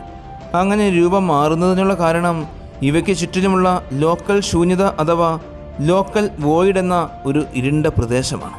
വാസ്തവത്തിൽ ലോക്കൽ ഷീറ്റ് അതിൻ്റെ ഒരു അതിരിലാണെന്ന് പറയാം. മറ്റതിരുകളിൽ പെർസിയസ് പിസസ് സൂപ്പർ ക്ലസ്റ്ററും പാവോ ഇൻഡസ് സൂപ്പർ ക്ലസ്റ്ററുമാണുള്ളത്. അത്യപൂർവമായ നിരവധി ഗാലക്സി ഫിലമെൻറ്റുകളും വിശാലമായ ഭാഗങ്ങളും ഇതിനെ ഒരയൽക്കാരനായ ഹെർക്കുലിസ് ശൂന്യത അഥവാ ഹെർക്കുലിസ് വോയിഡുമായി ഒരൊറ്റ ശൃംഖലയിലേക്ക് ബന്ധിപ്പിക്കുന്നു. പ്രപഞ്ചത്തിൻ്റെ പ്രപഞ്ചവികാസവും ചുറ്റിലുമുള്ള ദ്രവ്യത്തിൻ്റെ ഗുരുത്വാകർഷണ സ്വാധീനവും കാരണം ഈ ലോക്കൽ വോയിഡിൻ്റെ അളവ് ഇപ്പോൾ പതിയെ വർദ്ധിച്ചു വന്നുകൊണ്ടിരിക്കുകയാണ്. അതിൻ്റെ വ്യാസം ഏകദേശം 150 ദശലക്ഷം പ്രകാശവർഷത്തോളമാണ്. കേന്ദ്രത്തിൽ നിന്നുമുള്ള ദൂരം കുറഞ്ഞത് 70 ദശലക്ഷം പ്രകാശവർഷത്തോളമുണ്ട്. ഈ കോസ്മിക് ശൂന്യതയുടെ ഏറ്റവും അടുത്ത അറ്റം നമ്മുടെ ഭൂമിയോട് ഏറ്റവും സമീപത്താണ് സ്ഥിതി ചെയ്യുന്നത്. അതായത് ഭൂമിയിൽ നിന്നും വെറും 3.2 പ്രകാശവർഷങ്ങൾ അകലെ വരെയാണ് ഈ ലോക്കൽ വോയിഡ് സ്ഥിതി ചെയ്യുന്നത്. അതായത് നമ്മുടെ ഗ്രഹത്തിൻ്റെ രാത്രി ആകാശത്ത് ഇതിൻ്റെ പ്രധാന ഭാഗം ഉൾക്കൊള്ളുന്നുണ്ട്. ക്ഷീരപഥത്തിൻ്റെ പ്രധാന തലത്തിലെ ഏകദേശം 40% തിളക്കമുള്ള നക്ഷത്രങ്ങളും വലിയ നെബുലകളും ഈ പ്രദേശത്തിൻ്റെ മധ്യഭാഗത്തെ മൂടിക്കളയുന്നു. 1854 ഹെർക്കുലിസ് നക്ഷത്ര സമൂഹത്തിന് അല്പം വടക്കായി ഒരു കുള്ളൻ സ്പൈറൽ ഗാലക്സിയെ കണ്ടെത്തി. പിന്നീട് നൂതന സാങ്കേതിക വിദ്യകളുടെ സഹായത്തോടെ നടത്തിയ പഠനങ്ങളിൽ ഇത് ലോക്കൽ വോയിഡിൻ്റെ മധ്യഭാഗത്താണ് സ്ഥിതി ചെയ്യുന്നത് എന്ന് മനസ്സിലായി. മറ്റുള്ളവയിൽ നിന്നും ഇതിനുള്ള സവിശേഷത ഇതിൻ്റെ അവിശ്വസനീയമായ ബഹുവർണ്ണ രൂപമാണ്. ഈ ഗാലക്സിയുടെ സ്പൈറൽ ആംസ് അഥവാ സർപ്പിള ഭുജകങ്ങളിൽ കൂടുതലും ചൂടായ ഹൈഡ്രജൻ്റെയും നീല നെബുലകളുടെയും തിളക്കമുള്ള കട്ടകൾ വ്യാപിച്ചു കിടക്കുന്നു. ഇത് നക്ഷത്ര നഴ്സറികളാണ്. ഇവയെ കൂടാതെ തണുത്ത വാതകത്തിൻ്റെയും പൊടിപടലങ്ങളുടെയും മേഘങ്ങളാൽ കേന്ദ്രം പൂർണ്ണമായും മറയ്ക്കപ്പെട്ടിരിക്കുന്നു. ഏകദേശം 30,000 പ്രകാശവർഷത്തോളം വ്യാസമുണ്ട് ഇതിന്. വെർഗോ സൂപ്പർ ക്ലസ്റ്ററിൻ്റെ ഗുരുത്വാകർഷണം കാരണം ഇത് ഭൂമിയോട് 15 ദശലക്ഷം പ്രകാശവർഷത്തോളം അടുത്തുകൊണ്ടിരിക്കുകയാണ്. ഏകദേശം 43 km/s വേഗതയിലാണ് ഇത് നമ്മുടെ സമീപത്തേക്ക് വന്നുകൊണ്ടിരിക്കുന്നത്. ലോക്കൽ ഷീറ്റിലേക്കുള്ള ഇതിൻ്റെ സാമീപ്യം അതിൽ സംഭവിച്ചുകൊണ്ടിരിക്കുന്ന നക്ഷത്ര രൂപീകരണത്തിൻ്റെ വർധനവിന് കാരണമാകുന്നുണ്ട്. അതായത് അടുത്ത ഏതാനും ബില്യൺ വർഷങ്ങൾക്കുള്ളിൽ തന്നെ നിലവിലുള്ള യുവ നക്ഷത്രങ്ങളുടെ എണ്ണം ഇതിൻ്റെ ഇരട്ടിയിലും കൂടുതലായേക്കാം. നമുക്കിപ്പോൾ അറിയാവുന്ന പ്രപഞ്ചത്തിൻ്റെ ഈ വലിയ തോതിലുള്ള ഘടന പ്രപഞ്ച രൂപീകരണത്തിൻ്റെ ആദ്യ മിനിറ്റുകളിൽ തന്നെ സ്ഥാപിതമായതാണെന്നാണ് വിശ്വസിക്കുന്നത്. ദ്രവ്യത്തിൻ്റെയും ഊർജത്തിൻ്റെയും കുഴപ്പങ്ങൾ കലർന്ന സമയത്ത് അവിശ്വസനീയമായ ശക്തിയോടുകൂടി രൂപപ്പെട്ട ഷോക്കുകൾ പ്രപഞ്ചത്തെ ആകെ പിടിച്ചുകുലുക്കി. ഇതിൻ്റെ ഫലമായി പ്രാദേശിക സങ്കോചങ്ങളും ശൂന്യതകളും രൂപപ്പെട്ടു. തുടർന്ന് ദ്രവ്യത്തിൻ്റെ കണങ്ങൾ പ്രോട്ടോഗലക്റ്റിക് മേഘങ്ങളായി മാറി. സാന്ദ്രത കുറഞ്ഞ പ്രദേശങ്ങൾ കാലങ്ങൾ കഴിയുന്തോറും ശൂന്യമായി.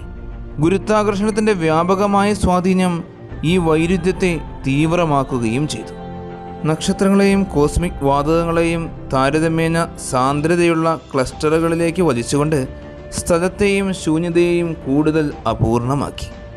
10 മുതൽ 13 ബില്യൺ വർഷങ്ങൾക്ക് മുമ്പ് രൂപം കൊണ്ട ഭൂരിഭാഗം ഗാലക്സികൾ തമ്മിൽ യാതൊരു വിധത്തിലുള്ള വൈരുദ്ധ്യങ്ങളും കണ്ടെത്തുവാൻ സാധിച്ചിട്ടേയില്ല. നമ്മളിപ്പോൾ നിൽക്കുന്നത് വെർഗോ സൂപ്പർ ക്ലസ്റ്ററിൻ്റെ ഉള്ളിലാണ്. ഈ സൂപ്പർ ക്ലസ്റ്റർ ഭാവിയിൽ നിരവധി ഗാലക്സി ഗ്രൂപ്പുകളായി ചിതറിപ്പോയേക്കാം. നമ്മുടെ ആകാശഗംഗയെ പോലെയും അതിനേക്കാൾ ചെറുതും വലുതുമായ ഏകദേശം 30,000 ഗാലക്സികളുടെ കൂട്ടമാണ് ഈ വെർഗോ സൂപ്പർ ക്ലസ്റ്റർ. ഏകദേശം 200 ദശലക്ഷം പ്രകാശവർഷത്തോളം വ്യാസമുള്ള ബഹിരാകാശ മേഖലയിലാണ് ഇത് സ്ഥിതി ചെയ്യുന്നത്. ക്ഷീരപഥം പോലുള്ള ഗാലക്സികൾ വെർഗോ സൂപ്പർ ക്ലസ്റ്ററിനെ കൂടാതെ മറ്റ് 2 ഗലക്റ്റിക് സൂപ്പർ ക്ലസ്റ്ററുകളുമായി ഭാഗികമായി അടുത്ത് നിൽക്കുന്നു. സെൻറ്റോറസ്, പാവോ, ഇൻഡസ് സൂപ്പർ ക്ലസ്റ്ററുകൾ ആണവ. ഇതേസമയം വെർഗോ സൂപ്പർ ക്ലസ്റ്ററിൻ്റെ മറുവശം ദ്രവ്യമില്ലാത്ത ഒരു വിശാലമായ പ്രദേശത്തിൻ്റെ അതിർത്തിയിലാണുള്ളത്. ഇതിനെ ടോറസ് ശൂന്യത അഥവാ ടോറസ് വോയിഡ് എന്നാണ് വിളിക്കുന്നത്.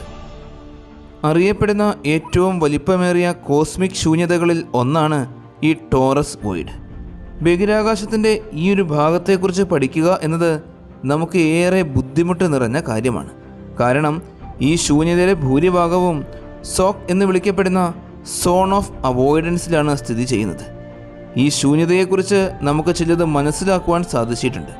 ശൂന്യതയുടെ വ്യാസം 200 ദശലക്ഷം പ്രകാശവർഷത്തോളമാണ്. കേന്ദ്രത്തിൽ നിന്നുള്ള ദൂരം 150 ദശലക്ഷം പ്രകാശവർഷങ്ങളും. താരതമ്യേന ശൂന്യമായി കിടക്കുന്ന ഈ പ്രദേശത്തിന് വളരെ അകലത്തിൽ സ്ഥിതി ചെയ്യുന്ന ഗ്യാലക്സികളുടെ ശോഭയേറിയ ക്ലസ്റ്ററിനും ഇടയിൽ വളരെ വ്യക്തമായ ഒരു അതിർത്തി നമുക്ക് കണ്ടെത്തുവാൻ സാധിക്കും. ഇതിനെ പെർസസ് പിസസ് സൂപ്പർ ക്ലസ്റ്റർ എന്നാണ് വിളിക്കുന്നത്. പ്രപഞ്ചത്തിലെ ഈ ഒരു പ്രദേശത്തെ ഏറ്റവും വലിപ്പം കൂടിയ ഘടനയാണിത്. ശൂന്യതയ്ക്കും സൂപ്പർ ക്ലസ്റ്ററിനും ഇടയിൽ വളരെ വ്യക്തമായ ഈ അതിർത്തി ഗുരുത്വാകർഷണ ബലം മൂലം രൂപപ്പെട്ടതാണ്. ഈ ടോറസ് വോയിഡ് മറ്റു മിക്ക കോസ്മിക് വോയിഡുകളെയും പോലെ അത്ര കണ്ട് ശൂന്യമല്ല എന്നാണ് കരുതപ്പെടുന്നത്. കാരണം ഇതിലൂടെ കടന്നുപോകുന്ന പ്രകാശത്തിന് പല ഡിസ്റ്റർബൻസുകളും സംഭവിക്കുന്നുണ്ട്. അതുകൊണ്ട് തന്നെ ഈ പ്രദേശത്തിൻ്റെ ആഴങ്ങളിൽ ഭീമൻ വാതകങ്ങളും പൊടിപടലങ്ങളും നിറഞ്ഞു കിടക്കുന്ന മേഘങ്ങളുണ്ടാകാനുള്ള സാധ്യതയുണ്ട്. അല്ലെങ്കിൽ നമുക്കിന്നും വ്യക്തമായി മനസ്സിലാക്കുവാൻ സാധിച്ചിട്ടില്ലാത്ത ഡാർക്ക് മാറ്റർ വലിയ തോതിലുണ്ടാകാം. പുതിയ പഠനങ്ങളനുസരിച്ച് കോസ്മിക് വോയിഡിൻ്റെ കേന്ദ്രത്തിൽ നെഗറ്റീവ് മാസുള്ള ആൻറ്റി മാറ്ററിൻ്റെയോ മറ്റ് ദ്രവ്യങ്ങളുടെയോ സാമീപ്യമുണ്ടാകാനുള്ള സാധ്യതകളുണ്ട്. നിലവിൽ 2 വ്യത്യസ്ത ഗാലക്സികൾ മാത്രമേ ഈ ഭീമൻ ശൂന്യതയുടെ സ്ഥലത്ത് ഒളിഞ്ഞിരിക്കുന്നതായി കണ്ടെത്തിയിട്ടുള്ളൂ. അവയിൽ ഒന്ന് UGC 2627 എന്ന സ്പൈറൽ ഗാലക്സിയും രണ്ടാമത്തേത് UGC 2629 എന്നറിയപ്പെടുന്ന എലിപ്റ്റിക്കൽ ഡ്വാർഫ് ഗാലക്സിയും. ഈ 2 ഗാലക്സിയും വോയിഡിൻ്റെ മധ്യഭാഗത്ത് 1855 ദശലക്ഷം പ്രകാശവർഷങ്ങൾ അകലെയാണ് സ്ഥിതി ചെയ്യുന്നത്. ഇവ തമ്മിലുള്ള ദൂരം വളരെയേറെ ചെറുതാണ്. ഒരുപക്ഷെ ഈ പ്രദേശത്ത് നമുക്ക് കാണുവാൻ സാധിക്കാത്ത ധാരാളം ഗാലക്സികൾ ഉണ്ടാകാം. ക്ഷീരപഥ ഡിസ്ക് ഇവയെല്ലാം നമ്മിൽ നിന്നും മറച്ചു വെച്ചിരിക്കുകയാണ്. ഇതുവരെ നമ്മൾ കണ്ടത് വെർഗോ സൂപ്പർ ക്ലസ്റ്ററിലെ കാഴ്ചകളാണ്. ഇനി കാണാൻ പോകുന്നത് നമുക്ക് സങ്കല്പിക്കാൻ പോലും സാധിക്കാത്ത ഭീകര ഘടനയാണ്. ഈ വെർഗോ സൂപ്പർ ക്ലസ്റ്ററിനെ പോലെയുള്ള മറ്റ് 4 സൂപ്പർ ക്ലസ്റ്ററുകൾ കൂടി ചേർന്ന് ലാനിയാക്കിയ എന്ന അതിഭീമൻ ഗാലക്സി ഫിലമെൻ്റ് രൂപപ്പെടുന്നു. ഏകദേശം 500 ദശലക്ഷത്തിലും അധികം പ്രകാശവർഷങ്ങൾ ബഹിരാകാശത്ത് വ്യാപിച്ചു കിടക്കുന്ന 1,00,000 ഗാലക്സികൾ അടങ്ങുന്ന ഒരുപാട് വലിപ്പം കൂടിയ നിഗൂഢമായ സൂപ്പർ ക്ലസ്റ്ററാണിത്. ദ ഗ്രേറ്റ് അട്രാക്ടർ എന്നറിയപ്പെടുന്ന പ്രപഞ്ചത്തിലെ ഒരു പ്രദേശത്തെ മുഴുവൻ തന്നിലേക്ക് നിരന്തരം വലിച്ചടിപ്പിച്ചുകൊണ്ടേയിരിക്കുന്ന ഒരു പ്രദേശമാണ് ഈ സൂപ്പർ ക്ലസ്റ്ററിൻ്റെ ഗുരുത്വാകർഷണ കേന്ദ്രം. ഈ ലാനിയേക്കിയ സൂപ്പർ ക്ലസ്റ്റർ ഒരു വിശാലമായ ഗാലക്സി പ്രവാഹത്തിൻ്റെ ഭാഗമാണ്. കൂടാതെ ഇതിലെ ഭൂരിഭാഗവും അത്ഭുതപൂർണമായ അനുപാതത്തിൽ കറുത്ത ശൂന്യതയാൽ ചുറ്റപ്പെട്ട് കിടക്കുകയാണ്. വിദൂര ഗാലക്സികളിൽ നിന്നുള്ള പ്രകാശം പോലും ഈ ശൂന്യതയിലൂടെ സഞ്ചരിച്ച് പുറത്തു കടക്കുവാൻ കോടാനുകോടി വർഷങ്ങളെടുക്കും. 2013 വിസ്കോൺസിൻ മാൻഡിസൺ സർവകലാശാലയിലെ പ്രൊഫസറായ ബെർജറുടെ നേതൃത്വത്തിലുള്ള ജ്യോതിശാസ്ത്രജ്ഞന്മാരുടെ സംഘം ഗാലക്സികൾ തമ്മിലുള്ള ദൂരം നിർണ്ണയിക്കുവാനുള്ള പഠനങ്ങൾ നടത്തി. അപ്പോൾ അവർക്ക് അപ്രതീക്ഷിതവും അതിശയകരവുമായ ഒരു വസ്തുത കണ്ടെത്താൻ സാധിച്ചു. ലാനിയേക്കിയ സൂപ്പർ ക്ലസ്റ്ററും അതിനെ ചുറ്റിയുള്ള മിക്ക സൂപ്പർ ക്ലസ്റ്ററുകളും അഭൂതപൂർവമായ ഒരു കോസ്മിക് ശൂന്യതയാൽ മൂടപ്പെട്ട് കിടക്കുന്നു. ഈ വോയിഡിൻ്റെ വ്യാസം നമ്മൾ അന്നേ വരെ മനസ്സിലാക്കിയിരുന്നതിനേക്കാൾ ഒരുപാട് കൂടുതലാണ്. അതായത് പ്രപഞ്ചം നമ്മൾ മനസ്സിലാക്കുന്തോറും ഒരുപാട് വിപുലമായി കൊണ്ടിരിക്കുകയാണ്. പിന്നീട് നടത്തിയ ഗവേഷണങ്ങൾ സമീപ വർഷങ്ങളിലെ ഏറ്റവും വലിയ ജ്യോതിശാസ്ത്ര കണ്ടെത്തലുകളിൽ ഒന്നിലേക്ക് നയിച്ചു. നമ്മുടെ ഗാലക്സിയും അതിൻ്റെ ചുറ്റുപാടുകളും ശാസ്ത്രത്തിന് അറിയുവാൻ കഴിയുന്ന ഏറ്റവും വലിപ്പം കൂടിയ സൂപ്പർ വോയിഡിൻ്റെ മധ്യത്തിലാണ് സ്ഥിതി ചെയ്യുന്നത്. നിരീക്ഷണങ്ങളിലൂടെ കണ്ടെത്തിയ ഈ സൂപ്പർ വോയിഡിന് KBC എന്ന് പേരിട്ടു. ഈ ഭീമൻ ശൂന്യതയുടെ ആകൃതി ഗോളാകൃതിയോട് അടുത്താണ് എന്നും വ്യാസം കണക്കുകൂട്ടലുകൾ പ്രകാരം 2 ബില്യൺ പ്രകാശവർഷത്തിലും കൂടുതലാണ് എന്നും കണ്ടെത്തി. ഈ KBC വോയിഡ് വളരെയേറെ വലുതാണ്. ഈ KBC വോയിഡിനുള്ളിൽ സൂപ്പർ ക്ലസ്റ്ററുകൾ മാത്രമല്ല, മറ്റു പല വോയിഡുകളും ഉൾപ്പെടുന്നുണ്ട്. പ്രപഞ്ചത്തെ നിരീക്ഷിക്കാൻ സാധിക്കുന്ന ഭാഗത്തിൻ്റെ പശ്ചാത്തലത്തിൽ, അതായത് ഒബ്സർവബിൾ യൂണിവേഴ്സിൽ, ഈ വലിയ ശൂന്യതകളെല്ലാം ചെറിയ ചെറിയ കറുത്ത പൊട്ടായിട്ടാണ് കാണപ്പെടുന്നത്. പ്രപഞ്ചത്തിൻ്റെ ഗ്ലോബൽ മാപ്പ് പരിശോധിച്ചാൽ KBC വോയിഡിൻ്റെ സമീപത്ത് ധാരാളം കറുത്ത പൊട്ടുകൾ നമുക്ക് കാണുവാൻ സാധിക്കും. ബഹിരാകാശത്ത് ഇത്തരത്തിലുള്ള ഏറ്റവും ശ്രദ്ധേയമായ ഒരു നിഗൂഢതയാണ് മറ്റൊരു സൂപ്പർ വോയിഡ്. ഇത് CMBB കോൾഡ് സ്പോട്ട് എന്നും അറിയപ്പെടുന്നുണ്ട്. ഇത് 1,00,000 മുതൽ 1 ബില്യൺ പ്രകാശവർഷം വരെ വ്യാസമുള്ള വലിയ ശൂന്യതയാണ്. നമ്മുടെ മിൽക്കി വേയിൽ നിന്നും 6 മുതൽ 10 ബില്യൺ വർഷങ്ങൾ വരെ അകലത്തിലാണ് ഈ വോയിഡ് സ്ഥിതി ചെയ്യുന്നത്. അതായത് ഇതിൻ്റെ രൂപീകരണം പ്രപഞ്ചത്തിലെ ഏറ്റവും വലിപ്പം കൂടിയ ഘടനകളിൽ ഒന്നാണ്. നമ്മുടെ ഭൂമിയുടെ ആകാശത്തിൻ്റെ തെക്കൻ അർദ്ധഗോളത്തിൽ ഈ ശൂന്യത സ്ഥിതി ചെയ്യുന്നു. എന്നാൽ നഗ്നനേത്രങ്ങൾ കൊണ്ട് നമുക്കൊരിക്കലും ഇതിനെ കാണുവാൻ സാധിക്കുകയേയില്ല. ദൂരദർശിനികളുടെ സഹായത്തോടെ മാത്രമേ ഈ CMBB കോൾഡ് സ്പോട്ട് ദൃശ്യമാവുകയുള്ളൂ.